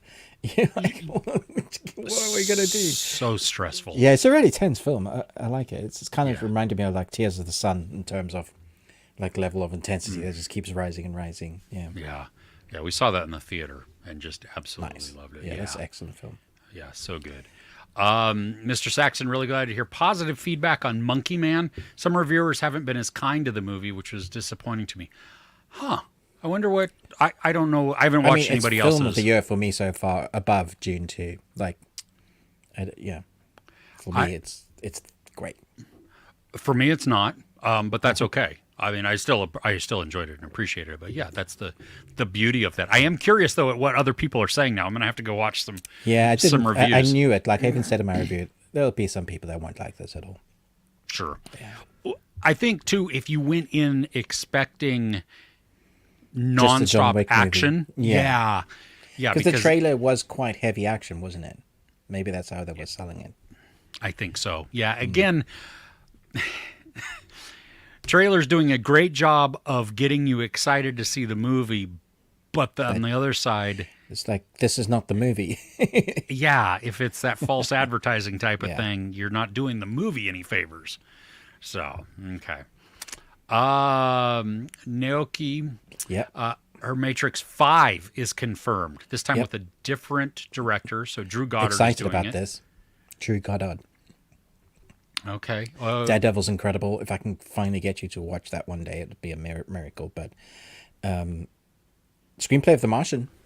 that is no joke. 6 to 7 times a year I watch that, maybe even more. Yeah. Yeah. Love So it. I'm very excited to see what he can do with The Matrix 5. Because, well, to be honest, I really don't even classify Matrix 4 as a Matrix movie. I tried So watching meta. it again, and I was just like, It was so meta. yeah, Yeah. it's just, no. I don't, no. Okay. Yale wanted to thank me for my immaculate review. Wouldn't have watched it otherwise. Oh, I'm glad. I mean, well, that's awesome. I loved it, and again, that was a huge surprise for me. Like, did not expect the movie to be good. So, same with Last Omen. So there you go. Favorite Dev Patel movie? Yeah, I read this Lion. one earlier. Oh yeah. That's right. Yep. Dev Patel for Bond. Oh, I like That's that. interesting. Oh, seeing him in his suit, The in tuxedo. film, Yeah, and knowing how he can handle himself. Oh yeah. I could see that. Oh my gosh. Yeah, Never I had gonna not- happen. Well, just like Lashana Lynch not being Yeah. Bond, which Never gonna. I'm sorry. Bond is such an English thing. I think you'll be surprised if it'll be like it could be Irish, Scottish, or Welsh, or English. And I doubt white. we're gonna step out. Yeah, and white. I doubt we're gonna step out of that. I would like it to. Like we've been stepping out with like Doctor Who. Yeah. And Yeah. what's his name? Nakati is now. Shooty. Yeah, is well, first we had the female Yeah. Doctor Who, and now Jodie we have Whittaker. Yeah. yeah, now we have Nukati. Nukati? Shooty. What? Shooty. His name is Shooty. Shooty. Yeah. Are you sure? Yep. Okay, Shooty Well, Nukati. I looked. No. His first not Shooty is how you pronounce that. What? I'm so confused. Yeah, the I've been watching NCUTI. him in or them in Sex Education. Yeah. Yeah, Shooty. I had to look it up because I had no idea how to pronounce it, and I watched it in an interview with him pronounce it. So, Shooty, as Shooty. in NCUTI. yes, All right. Well, his surname is Gatwa, but who knows how that's pronounced? I would think Gatwa. I would go with that. Yeah. Okay, Shooty Gatwa. Interesting. Yeah. Oh, yeah. Let's see here. Niket wants to know if we've seen Deepwater Horizon. That's Murky Mark, right? Yeah, one of the best experiences I've had at cinema. I went with my son to watch that. It was so tense. It's brilliant. It's so Is that good. the oil derrick Yeah. thing in the middle of the? Oh yeah, that was that ending too. That Excellent film. Yeah. Niket Patel coming out with the great films. Yeah. Yeah. Fro. Hey, Fro from Hey, Norway. Fro. Welcome. Love the new Doctor Who. I still haven't been able to watch Shooty I don't yet, think the but new I'm. Doctor Who is out yet, unless you're talking about There was a special, right? the 3 with Tennant coming back, and then there was a Christmas special. Yeah, that was pretty cool. Yeah, so I'm excited to see that. Glad to see both Doctor. For me, okay, Ruben, who's your favorite Doctor? Tennant, always, only. Mine too. Mine too. Yeah. Yeah. I started rewatching season 2 again. Season With Rose. 2 Yeah. with Rose. Yeah. Yeah, The ending of season 3 just destroys me every time. But I do like It's that we so get sad. some come. but it's also nice. There is It is. resolution. Yeah, because there's an extra Tennant, I think, Yeah. if I remember correctly. Yeah. Yep. Tenant for the win. Tennant for the Yeah. win. Yeah. Yeah. Or Tenant F the world. I always read it as F the world, but whatever. That's Frogs just the me. Y. I don't know. Okay. How many more do you have? We're at 2 I've hours. one more. One more. Yeah. I'll do one more. Okay. I'll do one more. right. Are we doing Yes. rock paper scissors? Okay. Scissors, paper, rock. All right. I win. What am I talking about? I don't know. You didn't tell me. Okay, I am talking about. Gotta go past my dissertation on gaming. Concrete Utopia. Have you heard of this? What? No, I don't know. What? Okay. Original title is Concrete to Your Utopia. It was South Korea's presentation. It's the one that they sent to for the 2024 Oscars consideration. Okay. You've never heard of this one? I've never heard of this one. Interesting. Okay. So it was their official international feature film category for the 96 Academy Awards in 24. Just to give you an idea, while no one knows for sure how far the ruins stretch or what the cause of the earthquake may be, in the heart of Seoul, there is only one apartment building left standing. It is called Hwanggang Apartments. As time passes, outsiders start coming into Hwanggang Apartments trying to escape the extreme cold. Before long, the apartment's residents are unable to cope with the increasing numbers, feeling a threat to their very survival. The residents enact a special measure. So it's not an action movie, but it is a tense movie that has some action scenes. It's like taking a disaster film and then taking an experiment of human nature and seeing it unfold in the worst way possible. Because there's people who own the apartments, and they think for some reason that the world's ended, that they still get to tell other people and residents that they can't come and share what's left. Like literally the only standing skyscraper building, apartment building, everything else is all over in rubble, and you have to send out groups to go and scavenge to get stuff. It's extremely cold, so it's to do with like global warming. Like ice, you have to be inside. You need a scavenging. There's no zombies or anything like that. It's just what would happen if, like in a real world event sort of thing. Big earthquake levels everything except for this one building, which is miraculously standing. I mean, it's that same sort of mother nature. The tornado hits the whole city but misses the church for some reason. Something like that. Yeah. And so we have these group of people that you think are good, that are, organizing themselves. There's always like one person that's elected a leader and's got to look after the group. And he steps up and he starts like putting rules and stuff together, getting sanitation done, gathering all their resources, and then rationing, and then, lifting morale and having little like a time where you eat together, that kind of thing. And you think it's good. And then there's more and more people that start coming and they go, no, you don't live here. We own these apartments. And they start putting up barricades. And it just escalates until you are seeing people do things that you never thought they would do. It's beautifully filmed but it's also like just horrifically depressing film because it showcases like that humans, if put in situations, what they would do. It's not a happy film, but it is a realistic film. It's very tense and it is entertaining in that way. Wonderfully acted. It's got some fantastic actors. A few you'll probably recognize, like Park Seo Joon, he plays Min Sun, Lee Boing Hung, Park Bo Young, Kim Sun Young.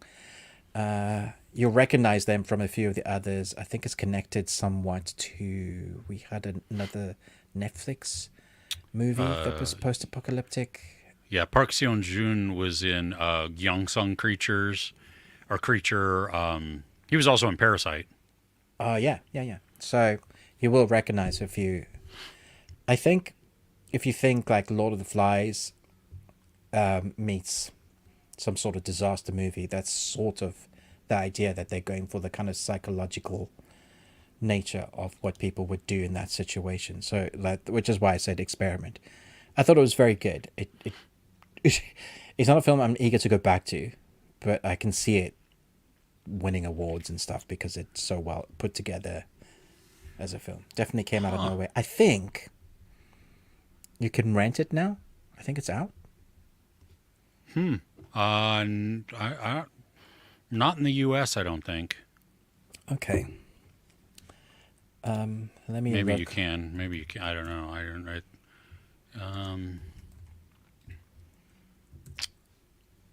Yeah, I don't. Maybe because it's still even hitting film festivals and stuff. All right. So it's on digital platforms as of the 1st of April in the UK. So it'll definitely be around. Well, that sounds depressing. Yeah. Honestly. But it's your sort of film, Chris. Okay. Well, I've never even heard of that service. Yeah, I don't know if it's available in the U.S. yet to watch. Okay. But like because of the realistic like atmosphere, I think of humans, is it kind of like The Road? Oh, it's not as depressing as The Road. Okay. Good Lord. Yeah. No, this has, people fight back. There are some good groups. There's some people that just have a kind nature no matter what. Like there are little pockets of groups, various types of people, and you see their true nature come out. And I think that's kind of what it's shining a light against, in amongst the post-apocalyptic stuff. Sometimes we have flashbacks just before like stuff happened, so you see what that person was. So it kind of builds into that story of like what they're now. Yeah, it's cleverly done. It's a good film. Okay. Cool.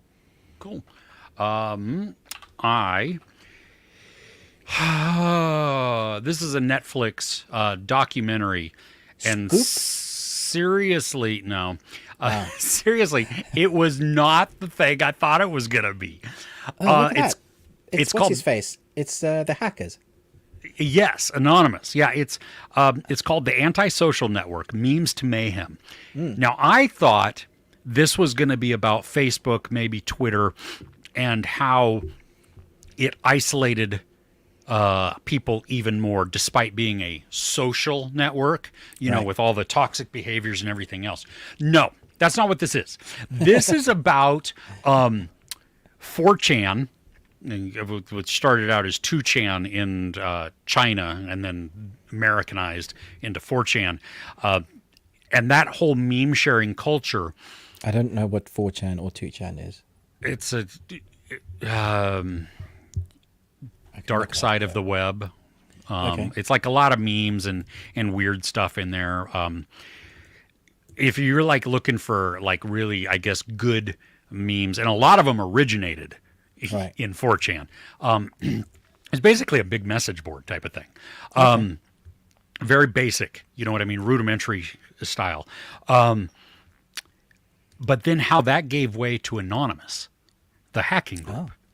And then their inner workings. I know that. And the fracturing of people, of the group and everything else. Crazy. Like I did not know, I didn't know that Anonymous basically started out of Occupy Wall Street in the U.S. and then from there got splintered. And So this is about the hacker group. Anonymous. this is about the whole thing of how like 4chan and the meme culture within there. This is where it becomes the memes to mayhem. How they influenced real life in the U.S. and worldwide, but mostly in the U.S. Like, have you heard of QAnon? Yeah. Okay, that was started by them, Wow. by an online person. A lot of their messages that Q would put out that people in the U.S. still hook, line, and sinker believe were in jokes from 4chan. Like they would do a meme that had a meme inside a meme. And so it was like this hidden joke and then put it out. And so everybody that knew about it is laughing their asses off. And then all of the MAGAites in the United States are like, ooh, this is true. This is true. Look at it's pointing here. And they start their own conspiracy theories. It's great. I mean, it's hilarious. Okay. And this is very scary though, because you watch the political things, and the documentary basically brings us up into current times in the U.S. politically and what it's doing. And you have this dichotomy of people who are behind the keyboards, who are causing these things and creating these things or participating in these things. And then you have journalists who are covering it and have been covering it. And telling that story and hearing the ramifications, hearing about hackers who would get a message from another hacker and it would say, hey, I'm really busy, but can you help me attack this? I need this, this, and this from there. So it's entertaining and not too long? No, it's a movie. So it's like 80 something minutes, 90 minutes, something like that. It's one and done, very entertaining, very captivating. Especially if you don't know anything about it. Like me, I went in so ignorant of all. Yeah. Well, yeah, that also too. But then even still, I didn't, like, I had heard of 4chan. I had, I knew of Anonymous, but the backstory that we get didn't get any. I didn't know any of that, and so it was very informative. Interesting. Also. Sounds fun, actually. Yeah. Yeah, it's really good. I mean, I think this is definitely one of the better documentaries in a while that's come out. I think though, if you know all about this, maybe it's not going to be for you, because it's just going to be rehashing of certain things versus somebody that is ignorant coming in and being able to learn from it. So, there you go. Okay. Okay. Should we hit up a couple of comments and then we have so much still to cover. Our worst thing, our movie that we watched together, our entertainment news, all that. Okay. What do you want to do? Chat? Yeah, let's go to chat. Okay. Let me write down time code. Okay. Find here. Where did we leave off? Okay, there we go. Chris Retzlaff, great movie from back in the day. Batteries not included. Ruben, did you like this one? Love Batteries Not Included. It's cute, but it has a lot of emotion, I think, behind it. It's been forever since I saw that. Love it. It reminds me of like E.T., Flight of a Navigator, that kind of thing. Yeah. Zed, hey, welcome. Okay, Zed's here. The show's over. We'll talk to you. Normally when Zed arrives, we're done. Wrapping up. Hey, Zed. We have so much left to cover. Oh gosh. Lafayette, hey, how are you? Welcome. Okay, Niket wants to know, have you seen the Robert Pattinson movie High Life? Do you know that one? It's like I don't know if it's space, but I thought he had a space helmet on.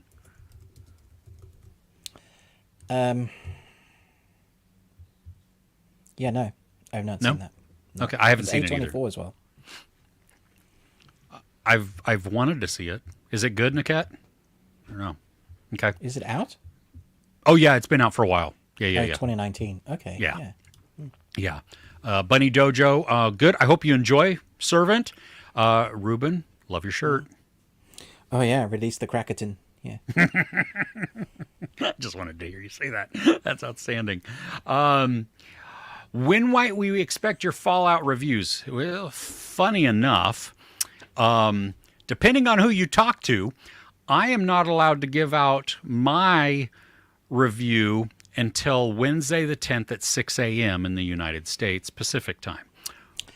I haven't been given the screeners yet. They've been requested, but they won't give them to me. So, But what was your embargo date? oh, mine was up. How is that? We don't understand that. So Like they literally sent me the thing. It's like, oh, now that you've seen Fallout, just to let you know, the embargo's up and stuff. I was like, PR companies, man, that is so great. So confused. So mine 6 a.m. Wednesday the 10th. Are they Pacific. dropping all at once, Chris? I believe they are. Yeah. Maybe I will do one on the day, depending on There what's you go. happening. Yeah, I haven't even started it yet. I have this past week was like insane with watching stuff. So, Michael, Minnesota whiskey lover, Antisocial Network on your list. Good. Well, I hope you enjoy it. Hope it's fun. I thought it was really good. Zed just watched the First Omen. Not sure if I understood much of it other than they're trying to give birth to the Antichrist in order to bring more people back to the church. There you go. Nope, you That's understood it. it. That was Cool. it. It's not a it's not a deeper complicated storyline. So you can got hear it. Chris talk about it earlier in the At 1 hour and 12 minutes. yeah, there you go. Yes. But you just got out of it, so that's outstanding. Son of Soils, without any massive action for a couple of episodes, Shogun keeps hooked and throws in surprises. I can't wait. Honestly, can't wait. I can't wait to hear what you think about it, too. That's what, yeah. Better be good with all the hype. It sucks. It's the worst thing I've seen. No. Okay. Do you want to, we'll just move into Yes. the worst thing? Yeah? Yeah. Okay. Me or you? I'll do it quickly. Okay. Ripley was a new Netflix series based on the story of talented Mr. Ripley. If you've seen the film, you've seen the series, except the series is much longer and black and white. I don't know what else to say about like.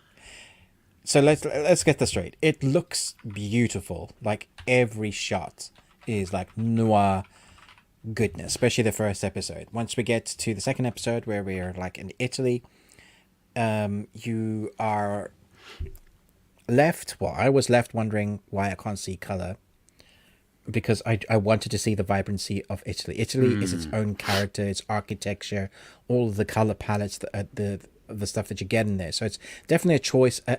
It's like, I want you to feel a certain way, so I'm going to force you to feel that through black and white. So, I mean, yeah, a lot of films do that, and it's aesthetic that works. The cinematography, it looks spectacular, and the acting is great. You've got, I'm trying to remember. Andrew Scott. Yeah, Andrew Scott as Ripley.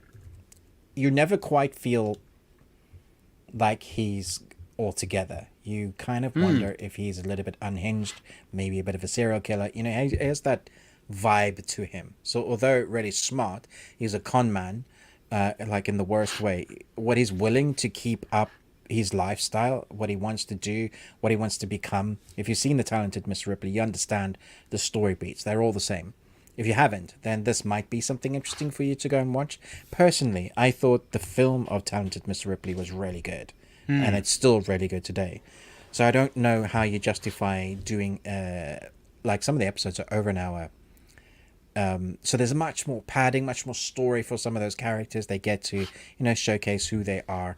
But it is so slow. Like, seriously slow.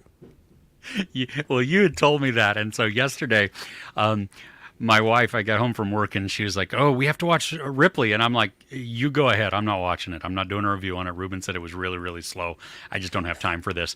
And she said, "Okay." So she went upstairs and started watching it while I was working on a review. I came up a little while later, and she's watching something completely different, and I was like, "Oh, did you not watch Ripley?" And she goes, "Oh, it is so slow." And Yeah. I laughed. It is. You So feel it's it. just Like yeah. you get it's artsy, but it's slow, man. Yeah. Okay. Yeah. I'm glad you took the hit for that one because Yeah, we do this occasionally. We take the hits yeah. for each other. Yeah. Yeah. Exactly. Okay. I watched a movie on Netflix. It's an Italian movie. It came out this week. I did not do a review on it. It's called The Tearsmith. It Oh is. yeah, I wondered if it was any good. I guess It's not. a romance. It's a fairy tale ish type of thing. Parts of it are really good. Okay. Parts of it are just really long. Right. You have these kids that grow up in a torturous and what's the I can't think of the word now. Abusive. That's the word I wanted. Orphanage. Okay. And finally, a girl and this other guy get adopted out as like 17-year-olds, something like that. They're older kids, and the guy comes with, and it's a love story, except where they're like antagonistic towards each other. The guy he's constantly pushing the girl away. And then it's emotionally manipulative because then he will approach her and make her feel that he desires her. And so she's very confused, and doesn't like how he treats her, but is also intrigued by him and drawn to him. And then you have, another love interest that comes in. You have then this other story that's going on that kind of focuses around the abuse that the kids endured by the person who ran the orphanage. So it's kind of disjointed all over the place. It's trying to be its best at doing a romance, which some of it works, some of it not. So yeah. Yeah. How about we go to the movie that we watched together right now? Yes, let's do that. Chris Retzlaff, I have to thank you for this because it's your fault that we had to watch this. And your wife said, "Do it." Yes. She still said that I had seen this with her, like when we were first dating, so in high school. Yeah. I don't remember it, Okay. but maybe I did watch it and just put it out of my head, or at least I watched part of it. Whatever, doesn't really matter. Ruben and I watched together Big Trouble in Little China. Woo! This film is aged. Oh. The costume design, the dialogue, the sexism. Oh man, it's classic 80s. It's wonderful. I love the schlock of it. The practical effects. I mean, this is John Carpenter. Okay, the practical effects, as wonky as they are. The beams of eyes. Oh yeah.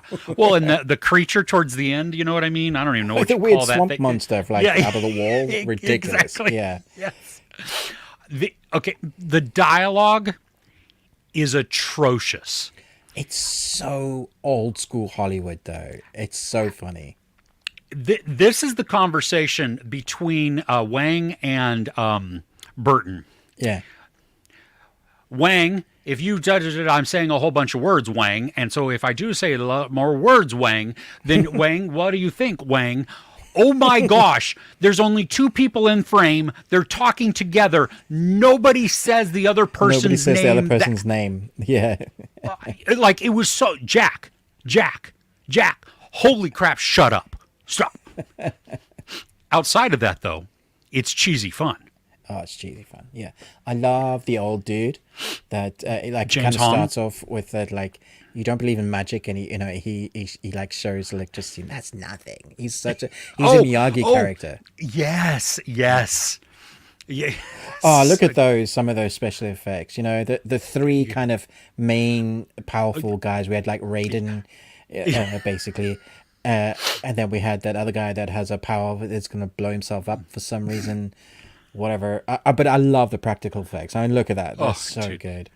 Yeah, The fight it scene is. in the alleyway with like the Hongs and the Tans. Oh, when they're in the truck. And Yeah, and they're just watching. But then you get like inside the evil guy's lair, who's trying to make himself immortal, which is like the whole story. But you got to have green-eyed woman. It's like, what? Why? Okay, Why? whatever. Yeah, but also, fair enough. I like green-eyed ladies. They pretty. They're pretty. You're a pretty lady. That scene that we have there of them on the wheelchairs is one of the best. Come on, it's so good. The movie, yeah, it's definitely aged. It's so much fun, though. I mean, it's stupid fun. It is. No, it is exactly, and that's like you can't. I think you can't go in with anything other than that mindset. No, you got to think 80s cheesy dialogue, sexism, bad hairstyles, ridiculously crazy special effects, prosthetics that are just brilliant, John Carpenter vibe. And look at the actor, the main bad dude. He's a legend. Like, dude's amazing. Okay, I was telling my wife that James Hong, when this movie came out, was like 59 years old. Yeah. So in 86, he was already old. He's now 95. He still acting. Work and acting. Yeah. Dude's he's amazing. the father in Kung Fu Panda, right? Oh, yeah. Yeah, and his voice work for that is excellent. Oh, look at that thing. Tell me that doesn't come from Doom. It's like one of those demon monsters. It's great. Just all the eyeballs and stuff like that. It's just, fantastic. It's so funny. Oh my gosh. There's this, I laugh every time, but it never gets old. But they're drinking their powerful potion juice that gives them strength to go in, and it's the main big boss battle fight. And all the guys are like, doing ninja stuff and flips and fighting. And Burton comes in, this bit of like plaster just hits him in the head, just knocks him out. I'm like, are you kidding? It's like the ballsiness to do that then is brilliant. I was impressed and laughing all at the same time at a lot of the martial arts, because there are certain scenes in that time where Wang and the guy, one of the three guys that he's the electricity or wind or whatever dude that he's fighting, they're going back and forth flying in this arc across the screen. But did you notice even the first time you see them when they're in the street and they line up, when they get the knives to come up to the hand, it literally makes a mechanical sound. It goes, and I'm like, what? Why? And why were they doing all this? Like, what are you doing right now? Well, and why did they have to do a flip to throw the knives? I think it's classic. It was outstanding. I mean, it's literally, it's hilarious. It's really fun. If you watch the fight scene in the alleyway between the two gangs, there's so many just of people that they just switching if you costumes. Look at the background and the extras, the same guys doing the same thing. Some of them don't even connect. Some of them flip for no reason. Yeah. It's like, oh, this is brilliant. Oh, it's so good. Yeah. Oh my gosh. That dude. No. Oh, that's that swamp monster looking thing. Yeah, that grabs one of the people and they just disappear suddenly. Yeah. I honestly, as we were watching it, especially towards the end, like the last half, I still did not remember watching it at all. Maybe that's because your brain wants not to remember it. Maybe, I don't know. Maybe it's just too many other things in my head or whatever. But yeah, that's more than possible. Yeah, but no, I don't understand. Like, my wife had also said that she watched this probably 100 times in middle school. So I could see how, Chris could have seen this 300 times. This is not a movie for me that I would watch that much. I could see it a couple of times. I did think about Ruben, you and I watching this drunk. Yes. I think this would be funny drunk. That would be really funny drunk, yeah. Yeah. So I'm Chris Retzlaff. Double nothing.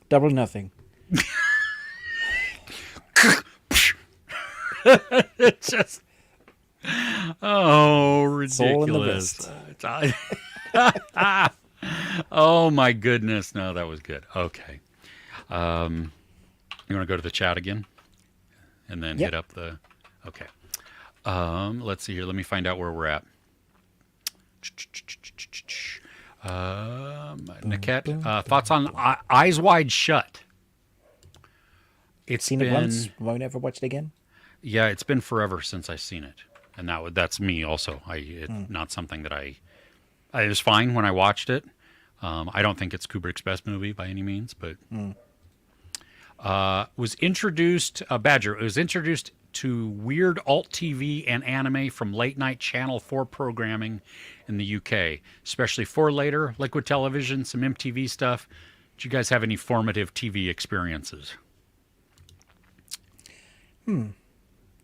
For later Liquid Television and some MTV stuff. Did you guys have any formative? What does that mean? Like that influenced how you either saw the world, shaped some of your views or your opinions, made a lasting impact on you. I was basically raised by TV. My parents were in full-time ministry, like church evangelism, so they were always doing church stuff. So like every night I was watching whatever American TV was. So like my surrogate family was Briscoe County Junior, MacGyver, Knight Rider, A-Team, and then something like as it came in later, it was like those cartoon series, Gummy Bears, DuckTales, Darkwing Duck, X-Men. So glad that the new X-Men is exactly like it used to be. It's amazing. And then, like later years, it was stuff that definitely informed me was like all the Joss Whedon stuff, the Buffy, the Vampire Slayer, Angel. We had Battlestar Galactica, Dark Angel. I want to say all that kind of stuff. I was so into. So when we got married, I expected a certain way of living, and life was nothing like that, Chris. No? No. It didn't match TV, huh? No, it didn't. Wife wasn't in the kitchen cooking Barefoot, food for me. making you a sandwich. Yeah, in the pretty floral dresses, and then, Pearls. Yeah, pearls, and, your husband. Funny you should say that, because part of my formative TV was like Dick Van Dyke Show, Andy Griffith, Bewitched. Leave It to Beaver. No, not Bewitched, because that I was a witch and I wasn't allowed to watch that. Yeah. That was So mad. I Dream of witchcraft and Jeannie evil. wasn't a thing either then. No, I didn't. I knew of it, and I knew. Yeah, I just didn't watch it. The Jetsons? Yes, watch the Jetsons. But like MASH, hugely impactful. Watch that a ton. Barney Miller, even. Then later on, like Moonlighting. Moonlight was awesome. Yeah. Things like that. But then, I mean, I had to watch. Well, I didn't have to watch, but what I did watch was like Murder, She Wrote, or yeah, what was it? Matlock. Perry Matlock. Mason. Even because that was what my parents watched, and so I had to watch it. But then that was the same for me. Yeah, there was like, I probably would never have watched Murder, She Wrote, but that was like a thing that they liked watching. So yeah, I wouldn't have. Jessica Fletcher is amazing. So she killed everybody. You know that, right? that's why she knew.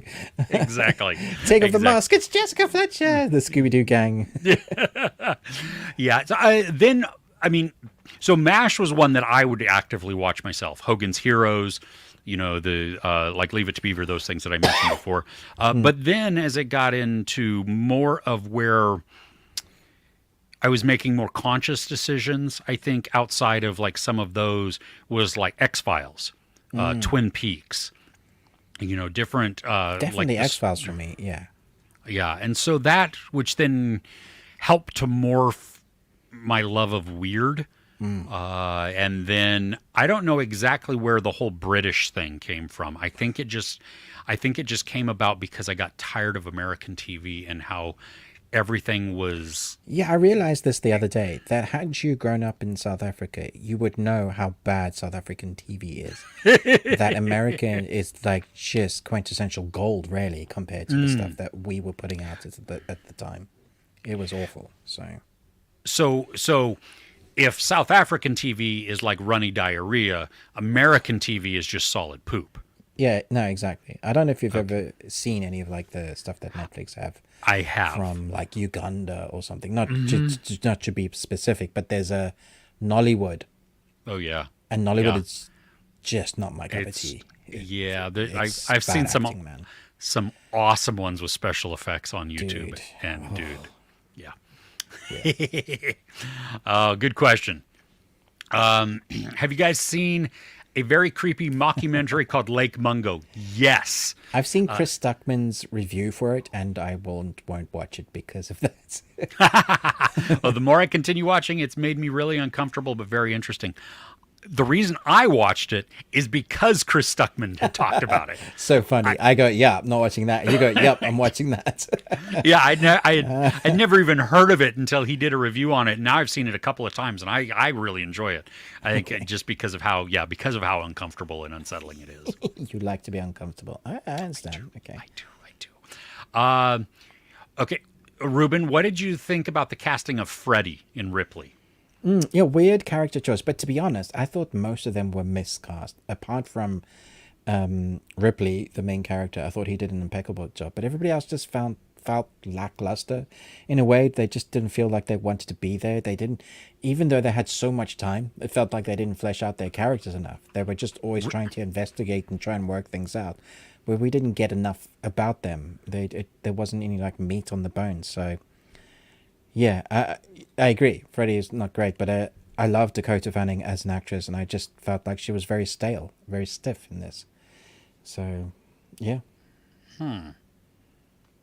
Yeah, Philip Seymour Hoffman killed it in the movie. In the original, yeah. Yeah. We're both dads, yes. Suggest watching the found footage movie Exhibit A. Oh, I have that on my watch list to see. Have you seen Exhibit A? Is that one of those party movies? Party movies? Maybe not. No, I thought it's okay. like a ghost story type of thing All or right. something like that. Yeah, paranormal. Yeah, let's put that on our Yeah. watch list. Okay, good to know. That's from a dad's perspective, which that makes me nervous. I'm adding that to my watch list now. It's on Amazon Prime now. Oh, in the U.S. or in the U.K. It's Or the not UK, here. yeah. You can rent it Okay. on Prime here, and it's inexpensive. But okay, I'm seeing the trailer, and that is yeah, that's kind of creepy. Okay, all right, cool. You know what? Well, Jack Burton says at a time like this. Headcanon for the movie is Jack Burton is just drunk driving and rambling on his radio about this 100% definitely true story. I do love that when it starts with him in his truck and he's just talking to no one, rambling about absolute nonsense. And then it ends that way too. Yeah. Oh, it's great. Yeah. Very good. Maud, if you ask me, yes, Constellation is worth watching. Ruben says no. Ruben did not finish. No. And I feel okay about that. Chris. They Live is also a great drunk watch. I was thinking that too. That I think there's several in John Carpenter's I collection. agree. Yeah. That could Probably most of them. Although I don't know about The Thing. That's probably the only one I just enjoy because it's a damn good so movie. good. Yeah. So good. Yeah. And I'm one of those people that enjoys the prequel called The Thing. What? You know, the one it was waiting, like 2011 or something like that? You mean the sequel? Yes, but it ends at the I thought beginning. it was a remake. No, it ends where The Thing begins. Really? Yeah, so it's really a prequel. Oh, I really need to watch. Oh, I could watch it like that. That would be fun. Yeah, God, I don't you think I can. ever put that together. Okay, cool. Yeah, nice. Nice. Okay, Mr. Saxon, you guys should watch The Golden Child together next. Yeah, we talked about that one last week too. Yeah, I don't think Chris will like The Golden Child. I just. Well, and supposedly, if you ask my wife, I've seen that one also.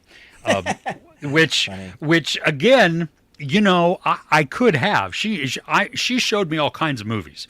So when we were young, and I have this conversation with my wife all the time.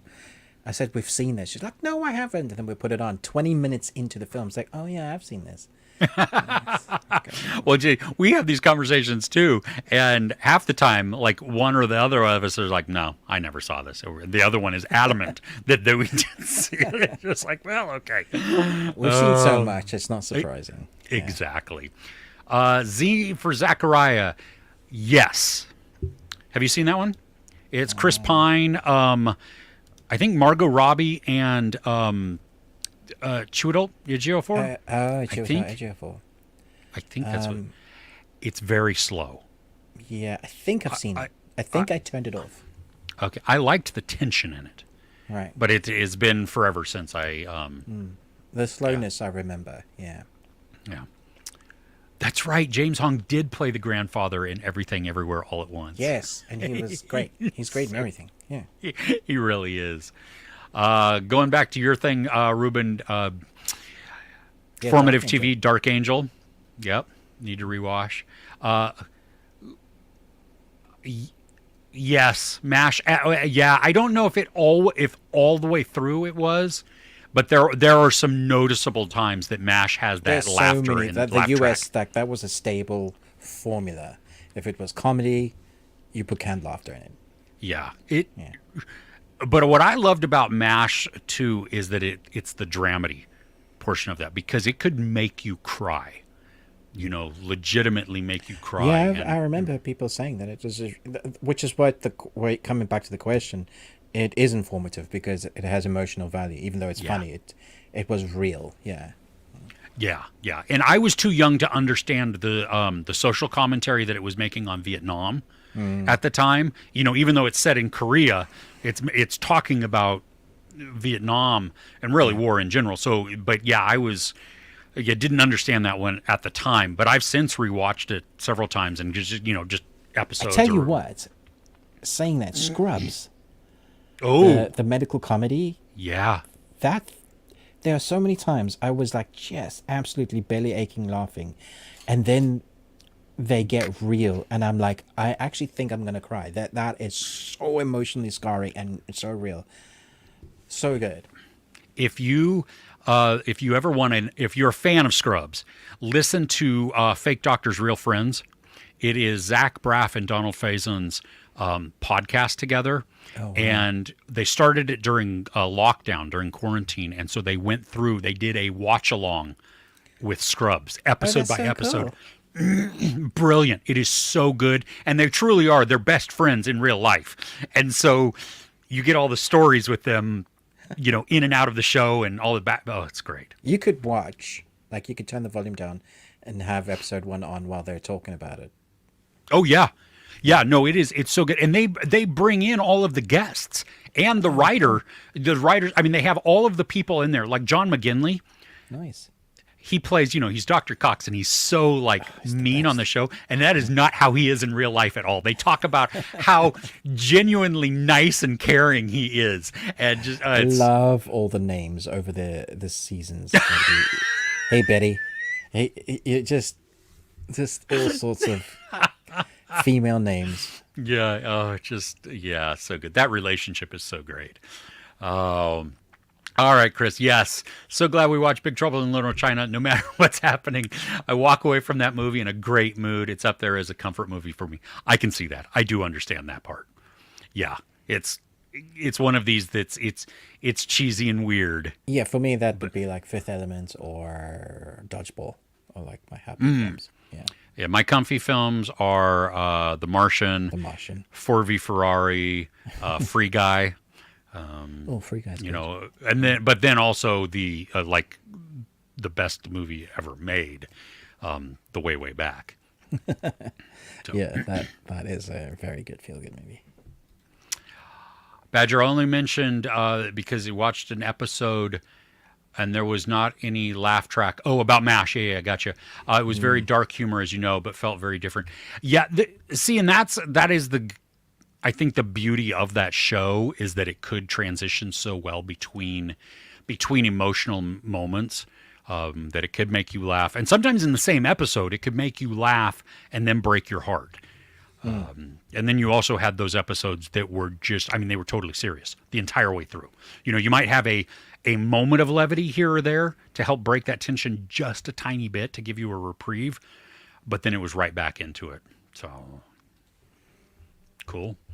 Ruben, entertainment news. Let's do it. Yeah, I've only got two pieces. The one is that Julia Garner has been cast as Silver Surfer in the Fantastic Four film. Yes. And there's been a lot of people grumbling about it already because in the comics, the Silver Surfer was... I'm trying to remember the name. But actually, if you go in the comics, you can look that there is a character that she is playing that get cosmic power. Depends on which comics you follow. And Julia Garner as the Silver Surfer is going to knock it out of the park. She's an incredible actress. Like, just because you've changed sexes, like, get over yourselves. What does it matter? It's a cosmic entity with cosmic power that serves Galactus. Like, it's fine. when I read the Deadline had put out something on this, and it said a female Silver Surfer. I took it to mean there are more than one, can be more than one Silver Surfer. True. Yeah. So depends on the universe as well. Yeah, I'm totally down for this. When I saw that, I was excited. She's incredible, so I can't wait to see what she does with it. What's your other piece of news? Denis Villeneuve is set to direct Nuclear War, a scenario, a film that follows events that would happen if a nuclear war began. All right. I've kind of had enough with like Oppenheimer. If it feels that sort of thing, I was like, don't just get in the coattails of what they did. Yeah, it's I think it's more. I think it's more of the aftermath. Like Oppenheimer is all the build up to it, and then seeing that in that moment, his regret and understanding of truly what they did. Could be. I mean, he's so visual storytelling, and if it's a war, then we're talking multiple nuclear weapons. Yeah, and if it's the aftermath, then I guess it'll be a really interesting devastation on the ground. It'll be interesting to see how he portrays that and what story it'll be ultimately. Yeah. Speaking of Denis, Dune Messiah is officially in development. Okay. So that's good. I have one more bit of news. I thought he wasn't doing it. Okay, cool. No, he wasn't doing it now. Oh, well, it's just in development. That doesn't mean that they're... Yeah, it's probably 5-6 years away. Yeah. Yeah. Because perfect timing, you and I are going to be talking about Cowboy Bebop the movie in one of our Patreon videos this weekend. Yes.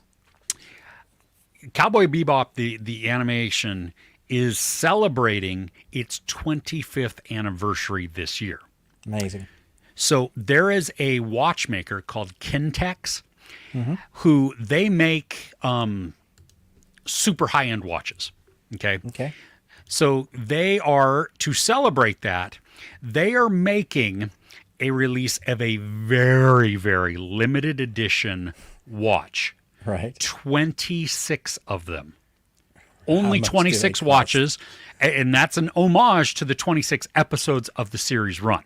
Right. What pre-sale Cowboy Bebop watch? Oh, it's the design. It's beautiful. Okay. Oh my gosh, because I saw it and I'm like, okay, first off I saw 26 and I'm like, no, okay, I can't afford that. And then, okay, so pre-sale orders start at 297,000 yen. Wait. Okay, so I looked that up. That's like a pound? No, I looked it up. It's like 0.006 cents US. Okay, so it's not even 1 penny. Okay, right, but that translates into almost $2,000. So I just closed the tab and moved on with my life. Because as much as I would want one, and as cool as that watch looks, because I do have a watch problem, in addition to several other things that I collect, that's too much. That's out of my wheelhouse completely. So yeah, so disposable money is fun. I wish. Yeah, exactly. You want to hit up what's coming up? Yeah. What we're looking forward to? Yeah. What is it? What you got? Thursday, there's a limited series called Baby Reindeer. It's a dark comedy that looks really interesting. It's very different. What's that on? Netflix. Oh, okay. I didn't have that on my list. Okay. Nice. Yep. Also on Netflix, there's a limited series coming on Wednesday called Anthracite. Anthracite. Oh, I'm looking Anthracite. forward to this one. Yeah. It's a French drama. An old case is wrenched open when a reporter goes missing, leading his web sleuth daughter to a small mountain town haunted by a sect, secrecy, and death. This sounds great.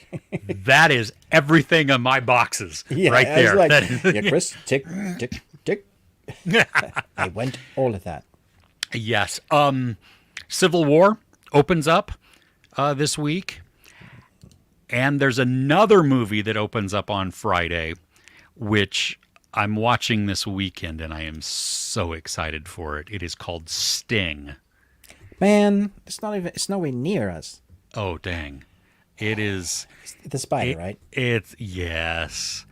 And it Although makes it's me funny, it just keeps uncomfortable. reminding me of Lord of the Rings. Yeah, Or The yes. Hobbit, even Sting. Yeah, Sting, yeah. So, That looks really fun. Fallout coming on the 11th to Prime, all of the episodes. Yeah. Franklin, season 1, if you have Apple. Oh, yeah. I'm looking forward. I haven't watched it yet, but after watching part of Manhunt, I did not appreciate and enjoy how they did that period piece and that historical drama. So this one, I don't know. We'll see. It's its own thing, so, open mind. But that's, I think, all I've got, really. There's a Good Times animated series coming to Netflix. Yeah. I won't be watching that. There's a film, also on Netflix, called Stolen. Stolen. Yeah. Looks good. Looks fun. Yeah. Love Divided also. It's a Italian film, Spanish film maybe. Okay. If you're a fan or grew up watching Woody Woodpecker, there's a live action animation kids film called Woody Woodpecker Goes to Camp. And I've seen a few seconds of the trailer, and I won't be watching that. Ever. Even if a Patreon says, can you watch? I'll be like, no. It's not available in my area. Oh, you're so lucky. No. That's what we would say. Oh, right. Okay. Now I get it. Yeah.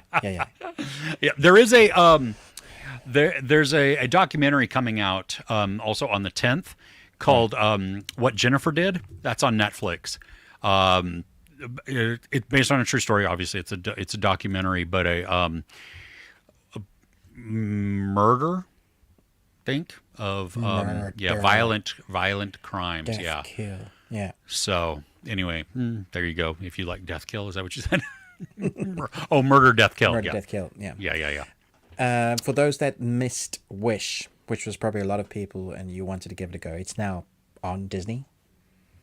I don't want to give it a go. No, I have no desire to watch that. Yeah, which is unfortunate, I think, because it might actually be good. I doubt it. Okay. Yeah, I don't know if anything else is coming out this week. I didn't have anything, which is weird. There's some things coming out the next week. Maybe it's just a slower week.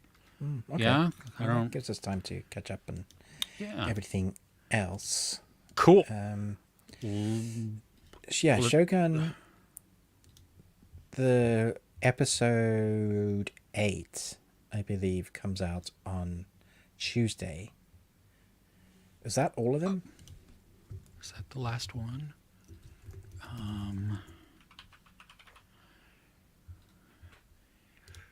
No, there's 10 episodes. Oh, there's 10. Okay. There's 10. Yeah. There's So still you've some got time to until April 23rd. Okay. So yeah, three more episodes. Cool. Cool. All right. We'll hit up the comments before we end. General, hey, from Lebanon. Oh, hey, you're just Just coming on. Awesome. And breaking your fast. Oh, well, how long was your fast? Was it the weekend, or was it just overnight? Or I'm just interested, more curious than anything. But welcome. We are glad that you are here. Let's see. Many people have been a herald. Literally, Thor was a Silver Surfer. Yeah, there you go. Yeah. So Oh. I think there's hoorah of people saying, not a female, like jog on. Yeah, I don't. Whatever. Just give me somebody entertaining and good. So I would be more concerned about the writing Yes, of me too. the movie. Considering how many times we've failed at Fantastic Four, let's get that right first. And considering the last batch of films, let's get that right. All right. Exactly. Yeah, I don't need to worry about the actress at this point. I need to worry about the whole story and what's all building around that. Yeah. So, Elijah Talbot, welcome, Elijah. I've been binging Peaky Blinders. Here's a confession: I've never seen it. Well, I watched the first episode a long, long time ago and wasn't in the right mindset. Me too. I've never seen it. I also did the first episode and thought, I don't think I understand what they're saying.